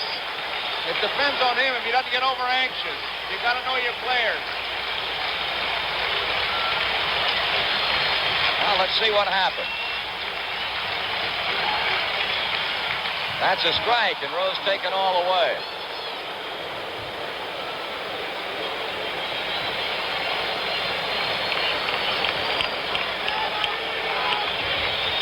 He must be nearing the 200 mark in pitches thrown. He's got to be a tired man, but Joe, you said it so well earlier. What's inside that man? Now we've seen it. We all know what's inside him. 1 out, 1 on, 3 and 1 on Pete Rose. Geronimo out at second base. Burleson continuing to play games with him. And there's ball 4. Darrell goes with percentages. He's going with Burton, a youngster. But I'd hate to have, well, I'd like to have the experience of Tion out there. Talk about things pulling in different directions. Which way is Darrell going to go? Well, Darrell is talking to him, and I'm sure the way he gives him the answers is going to decide it. He's going to leave him in. Going with his best, even though he might be tired. Burton and Drago. Drago the right-hander. So the decision has been made by the man who makes them for the Boston Red Sox, Darrell Johnson. Tion will remain in. And the hitter for Cincinnati will be Ken Griffey. Griffey strolls plateward. He has had a hit, a double, in the first inning to knock home a run in 4 times. Geronimo began the inning with a base hit, Armbruster with a sacrifice, and Rose with a base on ball.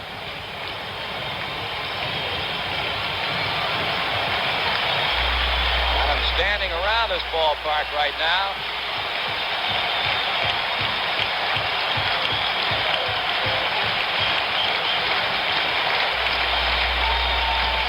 Tion, Ken Griffey. Tying run at second. Go ahead run at first. Ball 1. Speed at second, great speed at the plate, and at first base, and Pete Rose, a guy who can really bust you up if there's a double play attempt. He'll get a good break off the bag, as Yastrzemski's not holding him on. We've been on first and second. Reds threatening in inning number 9.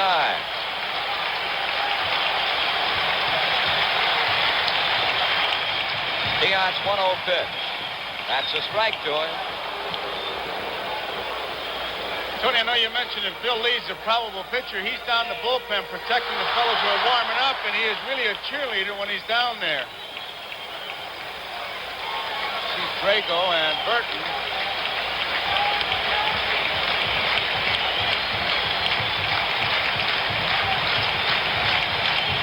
One ball, 1 strike. Ken Griffey.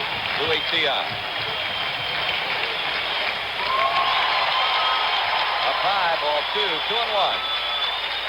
Fisk, as you saw, motioning that he was letting that ball loose high, not following through. Just little reminders to try to pull his veteran right-hander through. He is battling. He's got a battle on his hands. A big chaw of tobacco in his right jaw. Dodge in acknowledgement of the sign from Fisk.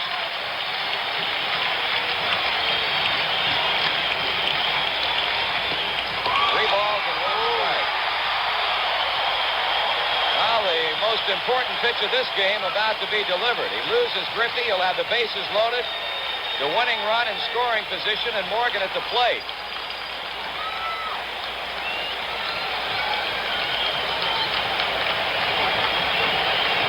Boston infield looking for the ground ball.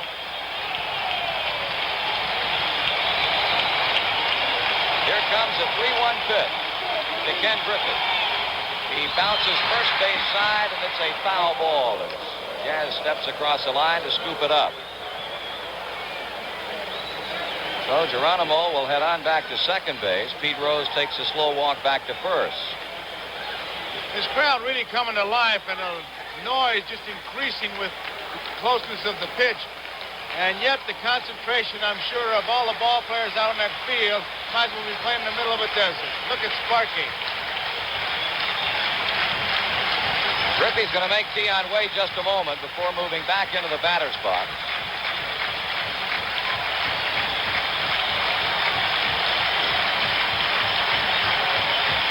Veteran right-hander has gone as far as he can with Ken Griffey. 3-2 the count. The payoff pitch. Fly ball hit well to center field. Then racing back. He will make the catch. What a catch by Freddie Lynn. Geronimo 3/4 of the way down to third, and Fred Lynn has just turned in the defensive play of the game. This is one super play by Freddie Lynn under pressure as he just turns his back. He had a long run. He lopes after the ball with that great style that is already familiar, I'm sure, to all of our viewers. He keeps it to the open side. Not once did he turn the wrong way, and makes a tremendous play under some kind of pressure.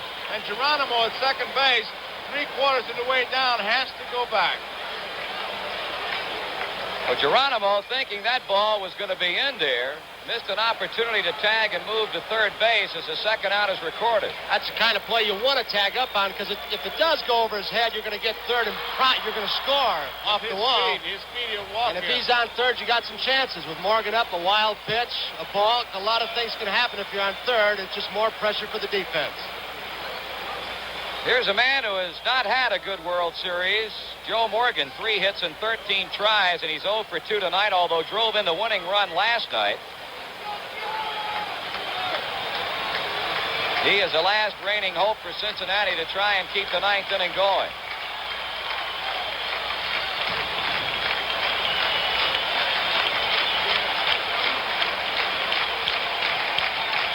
Dion delivers. 0-1.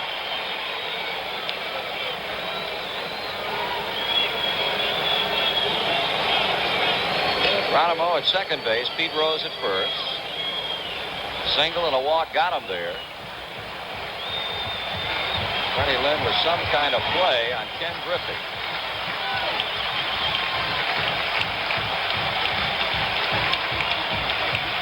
There goes Geronimo. Pitch is popped up.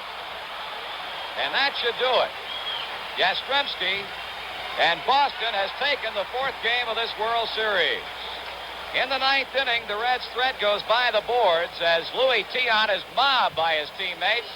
The win tonight ensures that it will go back to Fenway Park as they defeat the Reds 5-4, the 3rd consecutive one-run game. Well, the grittiness of the Red Sox show today, hanging tough. Louis Tiant, a clutch hit, triple by Evans. A big inning when they scored 5 in the 4th.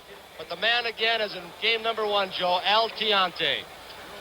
That's a big story. He'll get all the headlines, and deservedly so, because extra pressure once again. His ball club down by 1 game, and last night's ball game, controversial play. And Tiant comes on, and it looked like he was staggering. And yet when he needed it, he really had it. He needed one good play, Tony and Marty. I felt the play by Lynn on the ball hit by Griffey was the one big play that he needed, and he got it. And the Boston Red Sox make it 2 games apiece now, and he is really mobbed. There is Tony Conigliaro, now a sports broadcaster, talking to Luis Tiant. Well, it's tied up at 2. We go to game number 5. Bill Lee, the left-hander, he pitched a good second ball game up in Fenway Park, and we'll see Don Gullett, 2 left-handers.